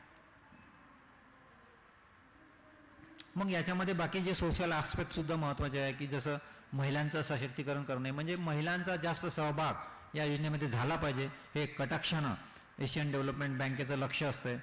त्याच्यानंतर पोस्ट हार्वेस्ट जे लॉसेस आहे जे तुम्हाला म्हणलं आहे की ते सुद्धा कमी करणे हे याच्यामध्ये प्रमुख उद्देश याच्यामध्ये आहे या योजनेमध्ये. हे याचं एक्झिक्युशन कसं होईल हे दिलेलं आहे. प्रोजेक्ट मॉनिटरिंग युनिट म्हणजे प्रकल्प व्यवस्थापन कक्ष, प्रोजेक्ट इम्प्लिमेंटेशन युनिट म्हणजे PIUs आणि बाकी बँकांशी टॅप झालेला आहे, बँक ऑफ इंडिया आणि समुन्नती फायनान्स. की इतर ठिकाणी काय होतं की एखादा प्रोजेक्ट असला तर बँका सहजासहजी शेतकऱ्यांना किंवा फार्मर प्रोड्युसर कंपन्यांना कर्ज उपलब्ध करून द्यायला थोड्याशा मागे पुढे पाहतात किंवा खूप विलंब लावतात किंवा खूप कागदपत्राची मागणी करतात. तर तो आस्पेक्ट विचारात घेऊन या योजनेमध्ये ह्या दोन बँकांशी आणि पुढच्या काळामध्ये बँक ऑफ महाराष्ट्रशी सुद्धा टायअप करून ह्यांना सुद्धा या योजनांमध्ये समावेश करून घेतला आहे, जेणेकरून ह्या बँकांना या योजनेची संपूर्ण माहिती राहणार आहे आणि एखादी फार्मर प्रोड्युसर कंपनी जर या बँकांकडे फायनान्शियल असिस्टन्ससाठी गेली तर त्याच्यामध्ये कुठलीही अडचण येऊ नये ह्या दृष्टिकोनातून ह्या बँक ऑफ इंडिया आणि समोन्नती फायनान्स यांच्यासोबत MOU ऑलरेडी गव्हर्नमेंट ऑफ महाराष्ट्राचा झालेला आहे. आणि पहिला जो आपला टप्पा होता त्याच्यामध्ये बँकांनी फायनान्सिंगची प्रोसेससुद्धा सुरू केलेली आहे. जे कॅपॅसिटी बिल्डिंग याच्यामध्ये अपेक्षित आहे की फार्मर प्रोड्युसर कंपन्या असेल किंवा या फोकस क्रॉपमध्ये काम करणारे शेतकरी असेल किंवा त्या पिकासाठीच्या गुड ॲग्रिकल्चर प्रॅक्टिसेस म्हणजे चांगल्या प्रॅक्टिसेस काय काय असल्या पाहिजे ह्याच्यासाठीचे ट्रेनिंग प्रोग्राम्स अत्यंत चांगल्या पद्धतीने व्हावे याच्यासाठी IIM सारख्या इन्स्टिट्यूटसोबत MOU गव्हर्नमेंट ऑफ महाराष्ट्राने केलेलं आहे. टोटल 9 इन्स्टिट्यूट राज्यभरात निवडलेले आहे की त्या या प्रकल्पाच्या संदर्भात वेगवेगळे प्रशिक्षण फार्मर प्रोड्युसर कंपनी असेल शेतकरी असेल यांना देतील अशी व्यवस्था केलेली आहे. तर नागपूरमध्ये अत्यंत महत्त्वाचं आपलं जे इन्स्टिट्यूट आहे IIM खूप चांगल्या फॅसिलिटीज आहेत त्यांच्यासोबत MOU झालेला आहे. तिथे आपले 2 ट्रेनिंग प्रोग्राम ऑलरेडी झालेले आहेत आणि तिसरा जो आहे आता 6 डिसेंबरला आपला होतोय. दुसरा प्रोग्राममध्ये जवळपास 400 शेतकरी या ट्रेनिंगमध्ये उपस्थित होते. स्पेसिफिकली संत्र्या पिकावर तो वर्कशॉप झाला. आता 6 डिसेंबरला परत एक याच्यामध्ये वर्कशॉप होणार आहे. अशा प्रकारे या IIMचा सुद्धा समावेश या योजनेमध्ये सेंटर ऑफ एक्सेलन्सच्या माध्यमातून करून अत्यंत चांगल्या पद्धतीचं प्रशिक्षण देऊन कॅपॅसिटी बिल्डिंगचं काम या योजनेअंतर्गत होणार आहे. हे आतापर्यंत आपण पणन मंडळ काय आहे, पणन मंडळाच्या योजना काय आहे, सुविधा काय आहे, त्याच्यानंतर पणन मंडळाची मॅग्नेट योजना याच्याबद्दल पाहिलं. आता थोडं वखार महामंडळाचं 1-2-3 स्लाईड्समध्ये मी वखार महामंडळाचं सुद्धा सांगतोय कारण हे सुद्धा बऱ्याच शेतकऱ्यांना किंवा फार्मर प्रोड्युसर कंपन्यांना माहीत नसते की वखार महामंडळाचा उपयोग आपल्या फार्मर प्रोड्युसर कंपन्यांसाठी किंवा शेतकऱ्यांसाठी कसा होऊ शकतो. तर हे किंवा वखार महामंडळाचं काय इन्फ्रास्ट्रक्चर आहे, काय काम आहे, कुठे कुठे आहे याची माहिती बऱ्याच वेळा नसते. तर थोडक्यात ती माहिती आपल्याला देतो. हे साधारणतः 1957 पासून हे कॉर्पोरेशन झालेलं आहे. केंद्र शासन आणि राज्य शासनाचं भागभांडवल या महामंडळामध्ये आहे. त्याची आकडेवारी दिलेली आहे, फार मी वाचत नाही. संपूर्ण राज्यामध्ये एकूण 206 केंद्र वखार केंद्र आणि 1306 वेअरहाऊसेस वखार महामंडळाच्या मालकीचे आहे आणि 25 लाख मेट्रिक टन एवढी कॅपॅसिटी संपूर्ण राज्यामध्ये वखार महामंडळाची आहे. फार मोठी कॅपॅसिटी आहे. आणि जसे पणन मंडळाचे 8 विभागीय कार्यालय तसेच वखार महामंडळाचे सुद्धा 8 विभागीय कार्यालय राज्यामध्ये कार्यरत आहे. मी याच्यासाठी हे पण दाखवतो की मी पणन मंडळात DGM म्हणून कामकाज करतो आणि इकडे रिजनल मॅनेजर आहे वखार महामंडळात. दोन्ही ठिकाणी मी कामकाज करतो. म्हणून दोन्ही मंडळाच्या ज्या शेतकऱ्याच्या उपयोगाच्या स्कीम्स आहेत त्या आपल्यापर्यंत याव्यात म्हणून मी दोन्हीही ठिकाणचं माहिती आपल्याला देण्याचा प्रयत्न करतोय.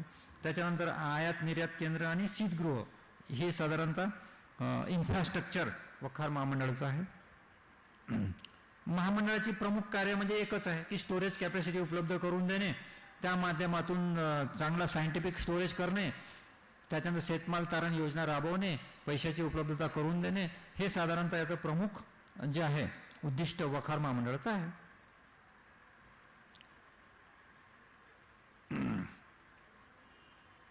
जसं आपण म्हटलं की शेतमाल तारण योजना आपण राबवतो तर याच्यामध्ये 75% इतकी रक्कम आपल्याला तात्काळ मिळू शकते. त्याच्यानंतर हमी भावात आपलं काम करतोय है की नाही. इथे थोडी आकडेवारी दिली आहे, ते मी एक ब्लॉकचेन स्कीम आहे नंतर सांगतो मी तुम्हाला. हे साधारणतः विभागणी आहे. साठवणूक क्षमता कशी आहे नागपूर विभागाची जर पाहिली तर साधारणतः 2,07,000 मेट्रिक टन एवढी कॅपॅसिटी नागपूर विभागाची आहे. आणि टोटल पाहिलं तर साधारणतः 25 लाख, याच्यात थोडी डाटा अपडेट व्हायचा आहे. टोटल राज्यामध्ये 25 लाख मेट्रिक टनची क्षमता वखार महामंडळाची आहे साठवणूक क्षमता. आणि नागपूर रिजनमध्ये पाहिलं तर 2,07,000 एवढी क्षमता आहे. आणि हे मालाचे साठवणुकीबद्दल आकडेवारी दिलेली आहे. ते लाल याच्यामध्ये जर पाहिलं तर साधारणतः टोटल स्टोरेज 22-23 पैकी 10% शेतीमाल आहे आणि बाकी शासनाचा किंवा FCIचा, नाफेडचा हा मालसुद्धा आपण त्याच्यामध्ये स्टोअर करत असतो. हे नागपूर विभागाचे साठवणूक क्षमता दिली आहे वेगवेगळ्या जिल्ह्याची, जस्ट फॉर इन्फॉर्मेशन. आता शेतकरी विमुख योजना हे महत्त्वाचं आपल्यासाठी.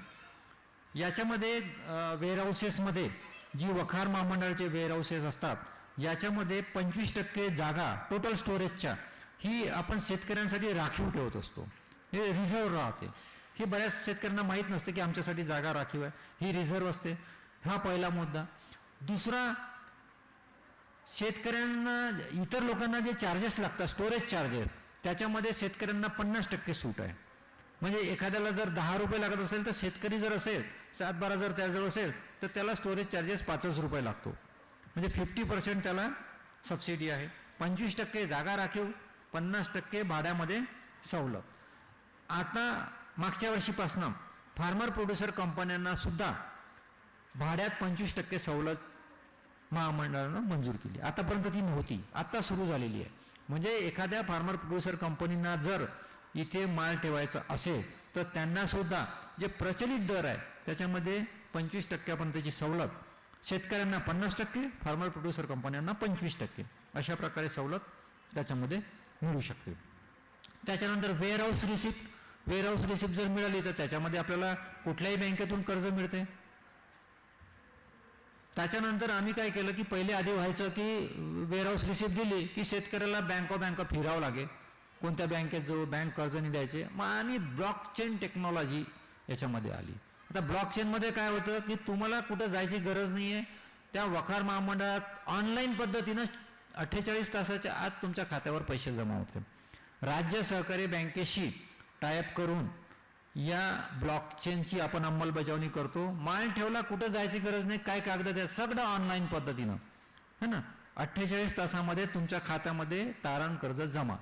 म्हणजे जी आतापर्यंत शेतकऱ्यांना रिसिप्ट घेऊन बँकेत जायचं काम होतं ते काही राहिलं नाही. डायरेक्ट ब्लॉकचेन मार्फत तुम्हाला ऑनलाईन पद्धतीने तुमच्या खात्यामध्ये 75% तारण कर्ज सहज उपलब्ध होऊ शकते. अशी एक अत्यंत महत्त्वाची तरतूद ब्लॉकचेन मार्फत झालेली आहे. आता ही शेतमाल तारण योजना कशी राबवली जाते. एक शेतमाल, पहिल्या पिक्चरमध्ये शेतकरी माल पिकवतोय, तो वेअरहाऊसमध्ये आणतोय, नंतरच्या त्याला वेअरहाऊसमध्ये माल ठेवला की त्याला वेअरहाऊस रिसिप्ट मिळते.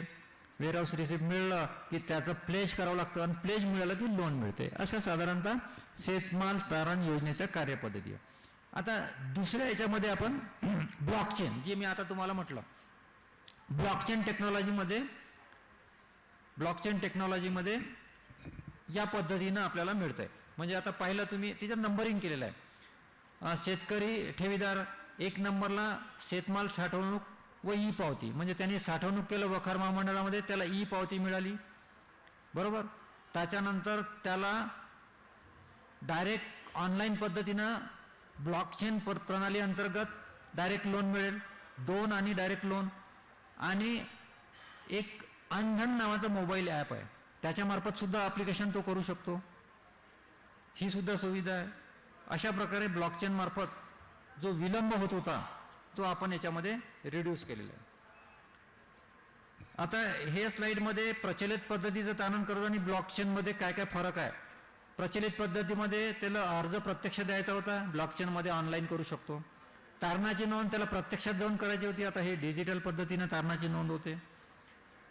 गोदामधारक जो होता त्याला तारणाची नोंद करायला लागत होती, आता बँकच करतोय. त्याच्यानंतर कर्ज मिळण्यासाठी 8 दिवस लागायचे, आता हे 24 तासात, मी मग 48 तास म्हटलं पण 24 तासात मिळतंय. व्याजाचा दर व्हॅरी होत होता बँक टू बँक, प्रत्येक बँक गेली तर वेगवेगळा दर राहत होता.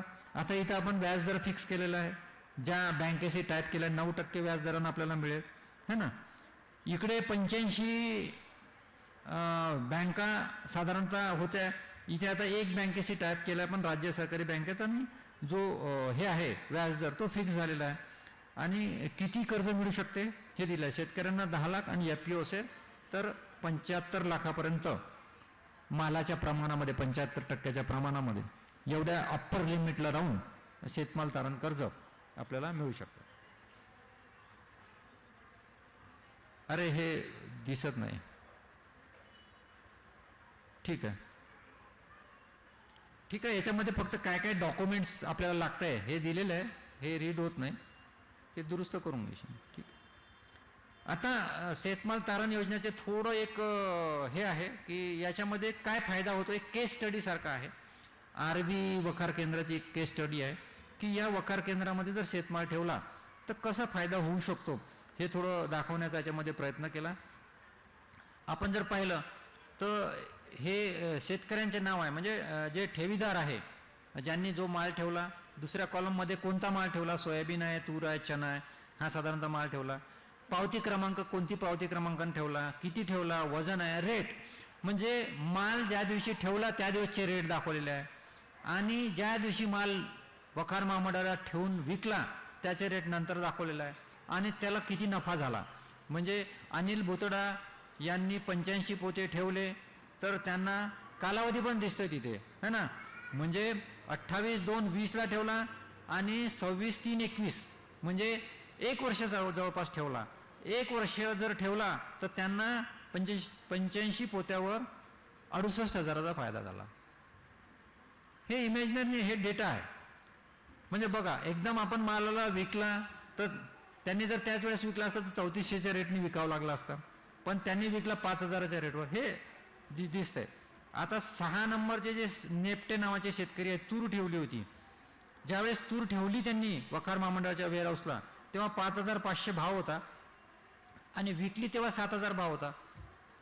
टोटल 76,000चा नफा त्याच्यामध्ये त्यांना झाला. अशा प्रकारे एक केस स्टडी दाखवलेला आहे की कसा फायदा होतो.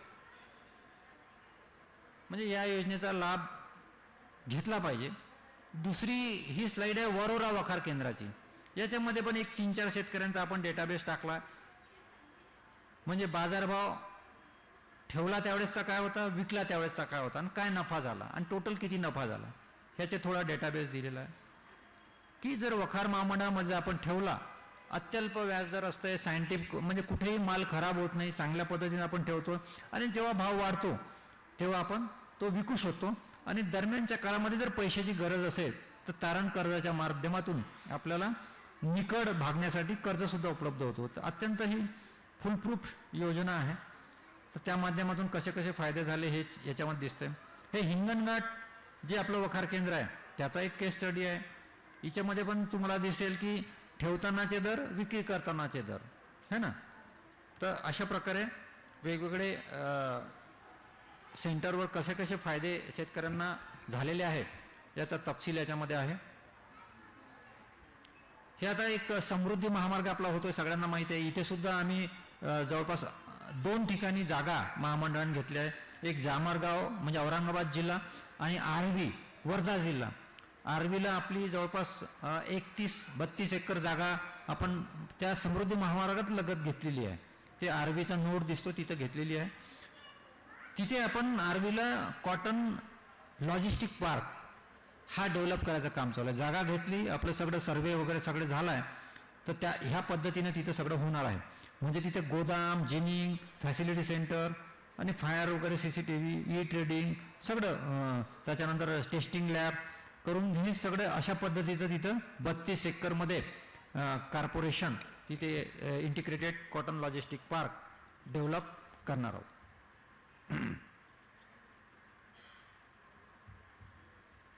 हे जे आपलं आर्वीच्या नोडवर आपण काय काय करणार आहे. सद्यस्थितीत काय होतं की कापसाची विक्री पारंपरिक पद्धतीने होते. मग आता आपण इथे ट्रेडिंग मार्फत करणार आहे. जिनिंग मालकाकडून कापसाची खरेदी होते. इथे शेतकऱ्यांना म्हणजे आता आपल्याला शेतकऱ्याला रॉ कॉटन विकावं लागतो. आम्ही ह्या फॅसिलिटीजमध्ये शेतकऱ्यांनी जर कापूस जिन करून घेतला, त्याच्या गाठ करून घ्यायच्या आणि गाठ सुद्धा शेतकरी विकू शकतो. म्हणजे शेतकऱ्यांना आम्ही ही फॅसिलिटी उपलब्ध करून देणार आहे की तुझा कापूस आहे बाबा, जिन करून घे, गाठी करून घे, तुला ठेवायचे असेल तर आमच्याच वेअरहाऊसमध्ये ठेव आणि जेव्हा भाव वाढेल तेव्हा विकून टाक. म्हणजे जसं कापूस स्टोअर करायला खूप जागा लागते, तर जिनिंग करून गाठी करून ठेव, जेव्हा भाव वाढेल तेव्हा विक. अशा प्रकारची सुविधा आपण या केंद्रावर देण्याचा आपला मानस आहे. तर अशा पद्धतीचे ही आमची पणन मंडळ आणि वखार महामंडळाची योजना आहे. तर आपल्या सगळ्या शेतकरी बंधूंना आणि काही फार्मर प्रोड्युसर कंपन्यांचे प्रतिनिधी असतील तर त्यांना आमची विनंती आहे की या सर्व योजनांचा आपण लाभ घ्यावा. कुठेही आपल्याला अडचण असेल आमच्याशी संपर्क करावा, आमच्या वेबसाईटवर जावं, मोबाईल ॲप डाउनलोड करावं, तिथून माहिती घ्यावी. अजून काय अडचण आली तर आमच्याशी प्रत्यक्ष आमच्या कार्यालयाशी सुद्धा आपण संपर्क करून माहिती घेऊन ह्या ज्या योजना आहेत त्यांचा आपण लाभ घेऊ शकता. ते चित्रफित होत आहे.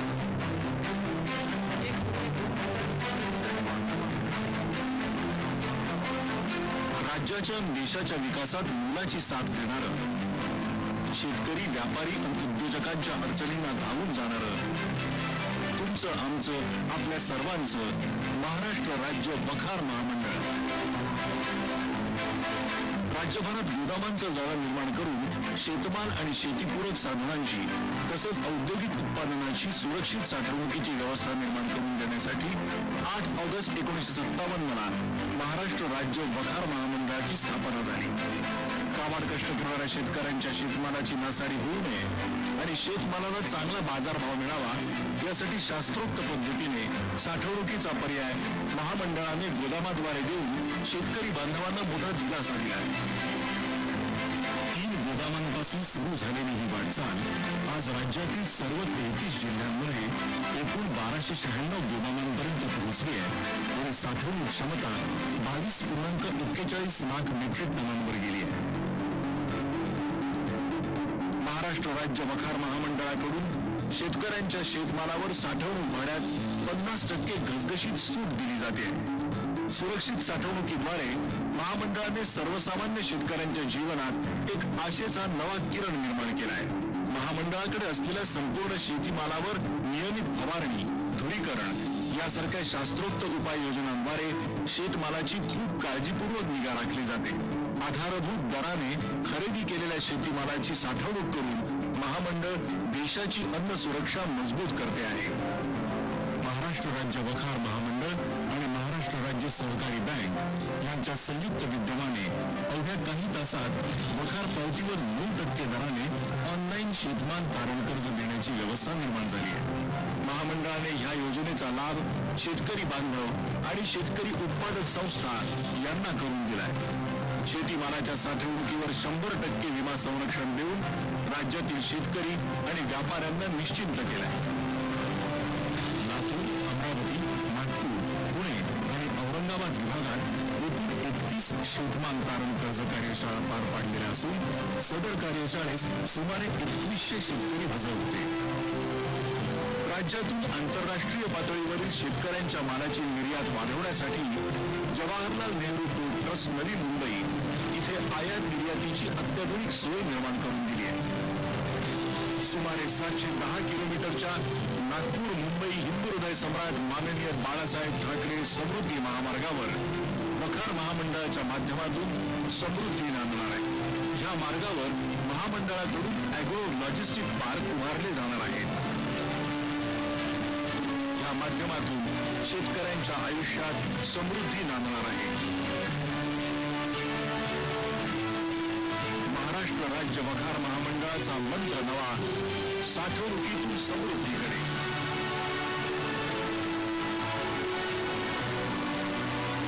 तर मला या आपल्या आता तुम्ही सांगितल्याप्रमाणे मला भाग घ्यायचा आहे त्या याच्यामध्ये शेतकरी म्हणून भाग घ्यायचा. कशामध्ये? प्रोड्युसर कंपनी नाही, पण आपल्या मालाला किंमत मिळाली पाहिजे बा. जसं आता वखार महामंडळात माल ठेवलं तर बँक तारण देते पावती. नाही, तुम्ही वखार महामंडळात शेतकरी मधून भाग घेतला ना तर तुमच्यासाठी एक तर 25% जागा राखीव आहे. 50% तुम्ही झालं, 50% भाड्यात सवलत आहे. Yes, no problem. फक्त तुम्ही 7-12 द्यायला पाहिजे. 7-12 बी मिळेल, माल ठेवता येईल आणि तारण कर्ज मिळेल. तारण Yes. ते आपल्याला माल सेल करायचा आहे. काय? आपल्याला माल सेल करायचा, भाव वाढल्यानंतर सेल करायचं. हा, तेव्हा विकता येईल. पण तुमच्या मार्फत विकल्या जात नाही. नाही नाही, तो तर तुम्हाला विकावं लागेल ना. नाही, तुमच्या मार्फत नाही का तशी स्कीम? जसं आता तुम्ही कंटेनर वगैरे आता संत्रा इथून एक्सपोर्ट करता, हा, त्या टाईपचं राईस वगैरे एक्सपोर्ट. नाही नाही नाही, इंडिव्हिज्युअल तसा नाही, तसा नाही. तुम्ही आज मार्केटमध्ये 3000 रुपये भाव आहे, तुम्ही ठेवला. जसं मी आपण केस स्टडी दाखवली, तुम्हाला वाटलं आज भाव वाढला मार्केटचा, तुम्ही त्या दिवशी विकू शकता. नाही, ते बरोबर आहे, पण आम्हाला ठेवायचं आहे. नाही, तुमचं जे म्हणणं आहे तुमच्या मालाची एक्सपोर्टिंग आम्ही करावं. नाही, जर अशी असेल हा, नाही तसं नाही, तसं स्कीम जर असेल तर त्याच्यामध्ये मी भाग घेऊ. तशी नाही आहे, तशी असं का? अजून तरी नाही आहे तशी. माझं जे पीक ते आहे तुम्हाला जे प्रयत्न तसं जे तुमच्या डोक्यात कन्सेप्ट आहे तो तुम्हाला फार्मर प्रोड्युसर कंपनी मार्फतच करावा लागेल एकत्रित. असं इंडिव्हिज्युअल शेतकऱ्यासाठी अशी स्कीम नाही. फार्मर प्रोड्युसर कंपनी कसं काय रजिस्ट्रेशन नाही. करताय का? हा फार्मर प्रोड्युसर कंपनी जे आहे कंपनी ऍक्ट मध्ये होते. कंपनी ऍक्ट मध्ये रजिस्ट्रेशन होते त्याचं. कंपनी ऍक्ट रजिस्ट्रेशन कुठं करायचं? हा रजिस्ट्रेशन कुठं करायचं असते? नाही ते कंपनी ऍक्ट मध्ये कंपनीचे रजिस्टर्स असतात ना, रजिस्टर ऑफ कंपनीज हो ते रजिस्टर करतात. तिथं करतात का? तुम्ही कृषी विभागामध्ये गेले किंवा कंपनीज रजिस्टरचं ऑफिस गेलं तर तिथं तुम्हाला ती माहिती मिळू शकेल. नाही किंवा उद्याचं एक सेशन आहे. तुम्ही उद्या आहे का इथे? नाही उद्याला नाही आहे मी. उद्या तिकडे त्या मोठ्या डोम मध्ये एक प्रशिक्षण आहे. बरं. तिथं फार्मर प्रोड्युसर कंपन्यांचंच वर्कशॉप आहे. अच्छा. तिथे संबंधित फार्मर प्रोड्युसर कंपन्यांचे लोक आणि चार्टर्ड अकाउंटंट सुद्धा येणार आहे. तर दिवसभराचं सेशन 2-3 तासाचं त्या डोम मध्ये आहे, एक मोठ्या डोम मध्ये. तर तिथं तुम्हाला रजिस्ट्रेशनची प्रोसिजर सुद्धा तुम्हाला समजू शकेल. उद्या जर तुम्ही असलेत तर. समजा उद्या तुम्ही नसाल तर तुम्ही कंपनीज ऑफ रजिस्ट्रार किंवा कृषी विभागामध्ये जरी गेले, हां, किंवा तुम्हाला मी एखादा नंबर देतो CNचा, त्यांचा नंबर तुम्हाला देतो, त्यांच्याशी फोनवर जरी बोलले नंबर तरी द्या तुम्ही फार्मर मला. प्रोड्युसर कंपन्यांचं रजिस्ट्रेशनची प्रक्रिया तुम्हाला समजून जाईल. ठीक है आहे. ना? ठीक आहे. नंबर पाहिजे मला. ओके. थँक्यू. हॅलो सर, जो 6 डिसेंबरला IIM नागपूरमध्ये प्रोग्राम होणार आहे त्याच्यामध्ये आपण कशा प्रकारे पार्टिसिपेट करू शकतो? हा बा 6 डिसेंबरचा जो प्रोग्राम आहे ना तो पर्टिक्युलरली मॅग्नेट प्रकल्पाच्या संदर्भातला आहे. तुम्हाला जे दाखवलं मी त्याच्यामध्ये 11 पिकं आणि पुढच्या काळामध्ये अजून काजू असेल किंवा आंबा असेल किंवा अजून ते पडवळ असेल हे ॲड होणार आहे.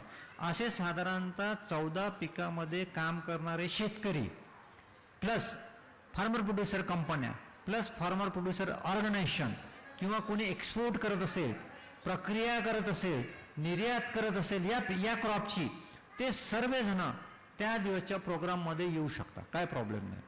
तुम्ही याच्यापैकी कोणत्या पिकामध्ये काम करता? आता मी हे 11 पाहिले आपण याच्यामध्ये. संत्री हां, तर तुम्ही यू आर वेलकम, तुम्ही येऊ शकता, है ना? सर विचारायचं असं होतं की म्हणजे तिथे पार्टिसिपेट करताना आपल्याला इथनं काही रजिस्ट्रेशन करावं लागेल ऑनलाईन की कसं होईल? हा IIM नागपूरला. तुम्ही आता आमच्याजवळ नाव देऊन टाका, तुमचा नंबर देऊन टाका. ओके. रजिस्ट्रेशन ॲज सच तुम्ही डायरेक्ट जरी आले तरी तुम्हाला एंट्री मिळेल. परंतु रजिस्ट्रेशन आपण याच्यासाठी करून घेतो की किती शेतकरी येणार आहे, त्यांच्या आपल्याला जेवणाची सुविधा करावं लागते, त्यांना बसण्याची व्यवस्था करावं लागते. नाहीतर हे आपण नियोजन नाही केलं, तुम्ही लोक आले, तुम्हाला बसायला जागा नसेल, तुम्हाला जेवायला नाही मिळालं तर ते गैरसोय होते. म्हणून आम्ही ते करतो की कोण येणार आहे, किती लोक येणार आहे, त्यांची बसण्याची व्यवस्था, त्यांची जेवणाची व्यवस्था ही आपल्याला प्लॅनिंग करावं लागते. म्हणून आम्ही ते ठेवतो. तुम्ही डायरेक्ट जरी आले तर तुम्हाला कोणी नाही म्हणणार नाही. फक्त गैरसोय टाळावी म्हणून आपण ते नियोजन करतो. तर तुम्ही आता आमचे हे लोक यांच्याजवळ नाव नंबर द्या, म्हणजे आम्ही तुमचं रजिस्ट्रेशन करण्यासाठी तुम्हाला फोन करू की तुम्ही येणार आहे का. तुम्ही हो म्हणलं की आम्हीच तुमचं रजिस्ट्रेशन करून टाकू, है ना? चालेल. तुम्ही नाव नंबर हे दिलीत, घेऊन घ्या नाव. बिलकुल, मी त्यांना नाव नंबर देतो. हा. सोबत तुम्ही एक माहिती दिली की IIM नागपूर सोबत अशा 6 शिक्षण संस्था आहे ज्या हा पार्टिसिपेट करतात आहे. हां, तर ह्या 6 कुठल्या कुठल्या आहेत असं त्या कळून 9 आहे टोटल. 9 मध्ये बघा, एक तर तुमची राहुरी कृषी विद्यापीठ आहे, त्याच्यानंतर बारामतीचं कृषी विज्ञान केंद्र आहे, त्याच्यामध्ये नाशिकची एक फार्मर प्रोड्युसर कंपनी सुद्धा आहे. अशा टोटल 9 आहे. आपल्या विदर्भामध्ये एकमेव आपण IIM सोबत केला टायप, कारण संपूर्ण राज्यामध्ये सगळ्यात जास्त इन्फ्रास्ट्रक्चर या COEचं जे 9 COE आहे त्याच्यामध्ये आपल्याकडे आहे. म्हणजे आपल्या जे 6 डिसेंबरचा जो प्रोग्राम आहे ना याच्यामध्ये बाकीच्या स्टेटमधले संपूर्ण राज्यामधले लोक सुद्धा येणार आहे. कारण एवढं चांगलं इन्फ्रास्ट्रक्चर आणि ट्रेनिंगचं व्यवस्था तिथे आहे. तर आपण खरं म्हणजे नशीबवान आहे की IIM सोबत आपला MOU झालेला आहे. नाही छान आहे सर हे. पण मला हे विचारत होतं जसं IIM सोबत तुमचं MOU झालंय तर ही माहिती म्हणजे कसं कळेल आपल्याला? वेबसाईटवर कुठे डिस्प्ले होते का? म्हणजे आता जसं IIM नागपूरचं तुम्ही सांगितलं 6 डिसेंबरला हा प्रोग्राम होतोय हा. ह्या उत्पादनासाठी, म्हणजे जसे 14 उत्पादन सांगितलं तुम्ही, संत्रा पण एक त्याच्यातलं, मी पण संत्रा शेतकरी आहे. हा. तर त्याबद्दल अजून काही कुठे होतंय हे कसं कळेल? आज तुम्ही इथे उपस्थित होते, तुम्ही 6 डिसेंबर तारीख सांगितली. हो. पुढे असं काही कार्यक्रम असले तर कसं कळतील सामान्य नाही, शेतकऱ्यांना? जसा आता मागच्या महिन्यात सुद्धा आपला वर्कशॉप झाला, Right. तर आम्ही काय करतो, आमच्याकडे फार्मर प्रोड्युसर कंपनीचा डेटाबेस आहे, है ना? जसे वनामतीमध्ये वेगवेगळे प्रशिक्षण होतात, तिथे कोण कोण संत्रा उत्पादक शेतकरी आहे त्याची यादी आम्ही घेतली, कृषी विभागाशी आम्ही संपर्क केला, फार्मर प्रोड्युसर कंपन्यांची आपण यादी घेतली आज तुम्ही नावं दिले तर ते तुमचे सुद्धा नावं आम्ही त्या यादीमध्ये ऍड करू, म्हणजे आम्हाला जेणेकरून कळतं की बा संत्र्यामध्ये कोण कोण शेतकरी काम करतंय, कोणत्या फार्मर प्रोड्युसर कंपन्या काम करतंय, कोण इंटरेस्ट. आता तुम्ही इथं आले, तुम्ही 1 तास वगैरे ऐकलं म्हणजे तुम्ही इंटरेस्टेड आहे, म्हणून आम्ही तुम्हाला संपर्क करणार की बाबा असं असं प्रशिक्षण आहे, तुम्ही या. असं आमचं साधारणतः नियोजन असतं है ना.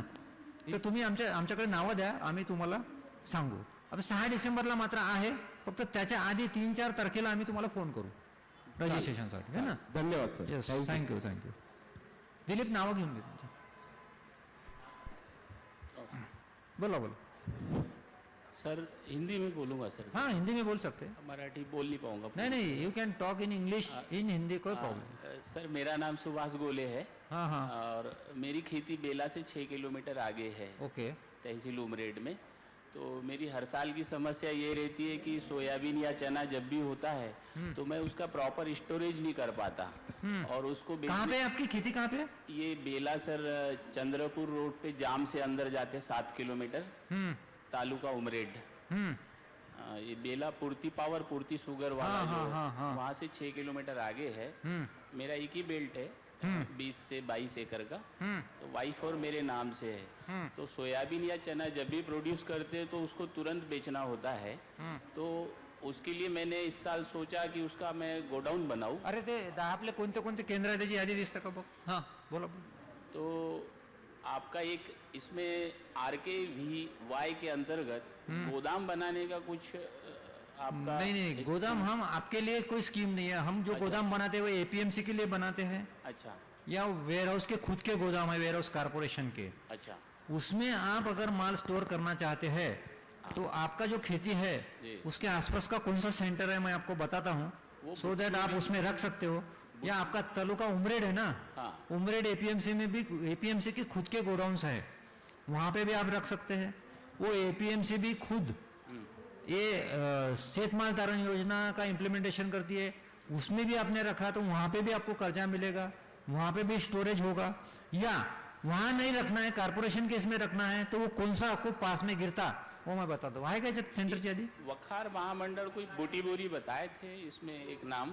हाँ, बूटी बोरी बताए थे जहाँ. हाँ, बूटीपुरी में है ना, तो आपको बूटीपुरी पास में गिरता है क्या, हाँ वहाँ पास में. तो वहां रख सकते हैं आप. तो ये वखार महामंडल बूटी हाँ, है ना, वहाँ पे हमारा केंद्र है ना. वो तो हो गया, रेंटेड हो गया. जैसे हाँ, कुछ ना हाँ, कुछ रेंट yes, देना है, yes. 50% सब्सिडाइज हो गया. Yes, perfect. अब जैसे मैं पर्सनल अपने बारे में सोचूं इंडिविजुअल, हाँ. जैसे मैं 500 क्विंटल का मेरा जैसे क्रॉप है, सोयाबीन या चना जो भी है, मैं उसको इंडिविजुअल जैसे अपने बेस बनाते हुए उसको स्टोरेज करूं और फिर समय आने पर बेचूं. मैं 50% भी आपको रेंट नहीं देना चाहता. तो आपको जैसे खुद का गोडाउन बनाना पड़ेगा, हाँ खुद का तो गोडाउन. उसके लिए कोई स्कीम नहीं है अभी, ये हमारे डिपार्टमेंट की नहीं है. ये RKVY के अंतर्गत RKVY के इंडिविजुअल के नहीं इंडिविजुअल रहते. नहीं है. नहीं. और उसमें कोई सब्सिडाइज नहीं है. नहीं, scheme. पहले एक ग्रामीण गोदाम योजना थी, वो इंडिविजुअल के लिए रहती थी, जी. पहले थी, अभी वो बंद हो गई. जी. शायद एग्रीकल्चर डिपार्टमेंट की या कोई डिपार्टमेंट की और होंगी, जी. तो वो मुझे मालूम नहीं है, क्योंकि मैं वो डिपार्टमेंट को बिलोंग नहीं करता है ना. अब मेरी मूल समस्या स्टोरेज की है. हाँ. कि मैं अपना पर्सनल स्टोरेज चाहता हूँ.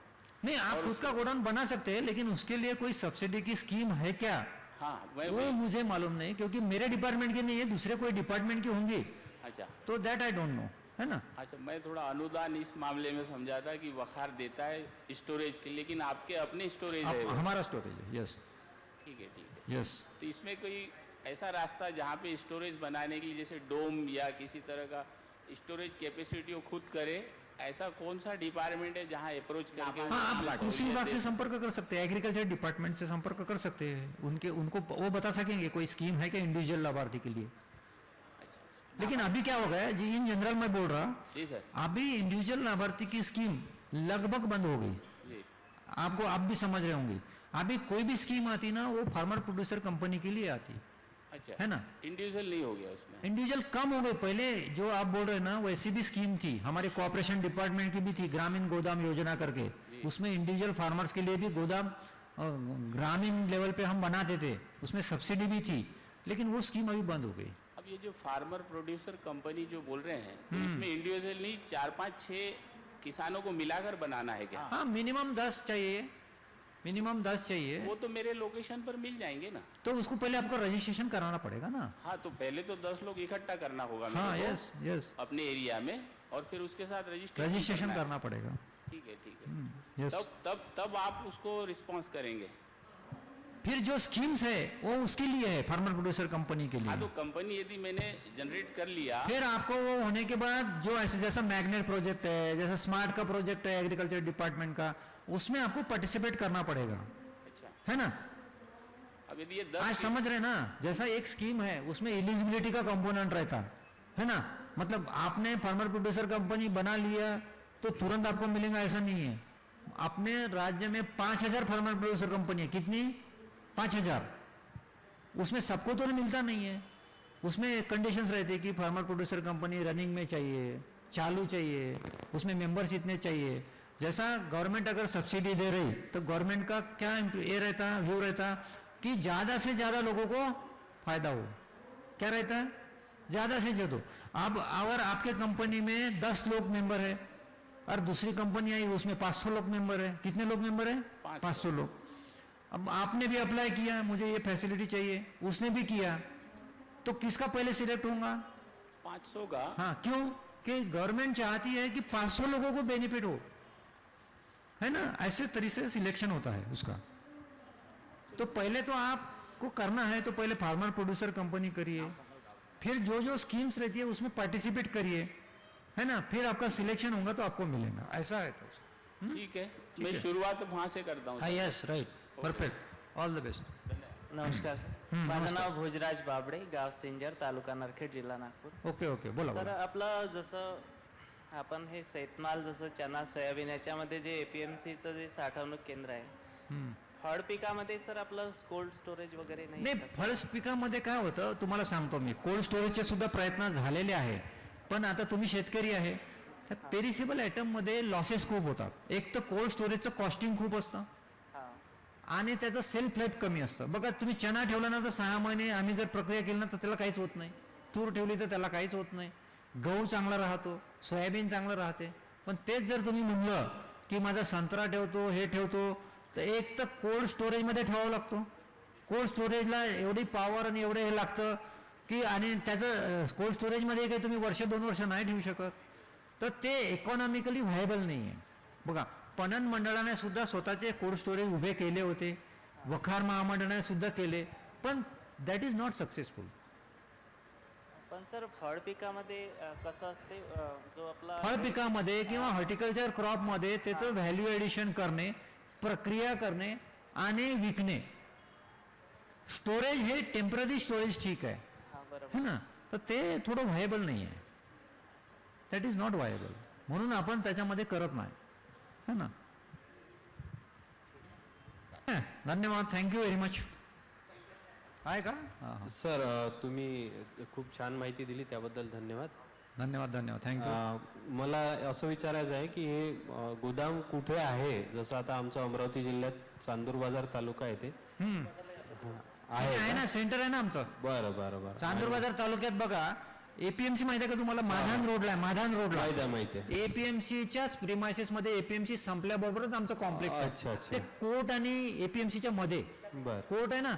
बरं बरं. तुम्ही माधान रोडने गेले आहे का? हो हो गेलो. डाव्या साईडला आहे, बरं तिथे आपलं वखारचं केंद्र आहे. ठीक आहे ठीक आहे. आणि चार्जेस कसे असतात तिथे अंदाज? अच्छा. तुम्ही शेतकरी असेल तर 7/12 दिला तर 50% रिड्यूस, फार्मर प्रोड्युसर कंपनी असेल रजिस्ट्रेशन सर्टिफिकेट दिलं तर 25% म्हणजे रिड्यूस. एका पोत्याला 12.5. बरं बरं. अच्छा. बरं बरं. आणि जे आधीची प्रोसेस असते म्हणजे वाळवणे वगैरे ते करून आणावं लागेल ना तिथे? त्याच्यामध्ये कसं राहते की काही आपल्या कंडिशन्स असतात, म्हणजे तुमचा माल ओला असेल तुम्ही ठेवला तर खराब होऊन जाईल, हां हां. आणि तुमचा माल आम्ही घेतला त्याची सुरक्षितता करणं आमची जबाबदारी आहे. बरोबर. म्हणून आपण काही बेसिक निकष पाळतो की अच्छा. त्याची ह्युमिडिटी पर्सेंटेज अच्छा. असला पाहिजे. कारण तुम्ही ओला माल आणला तो आम्ही किती काही चांगल्या पद्धतीने स्टोअर केला तो राहणार नाही राहणार नाही. म्हणून त्या पद्धतीचा माल असला पाहिजे जेणेकरून तुमचा माल खराब होणार नाही, बरोबर. है ना. अच्छा. अशी आपण त्याची प्रिकॉशन घेतो, है ना. ठीक आहे सर, Yes, धन्यवाद. yes. Thank you. Thank you. धन्यवाद, थँक्यू व्हेरी मच.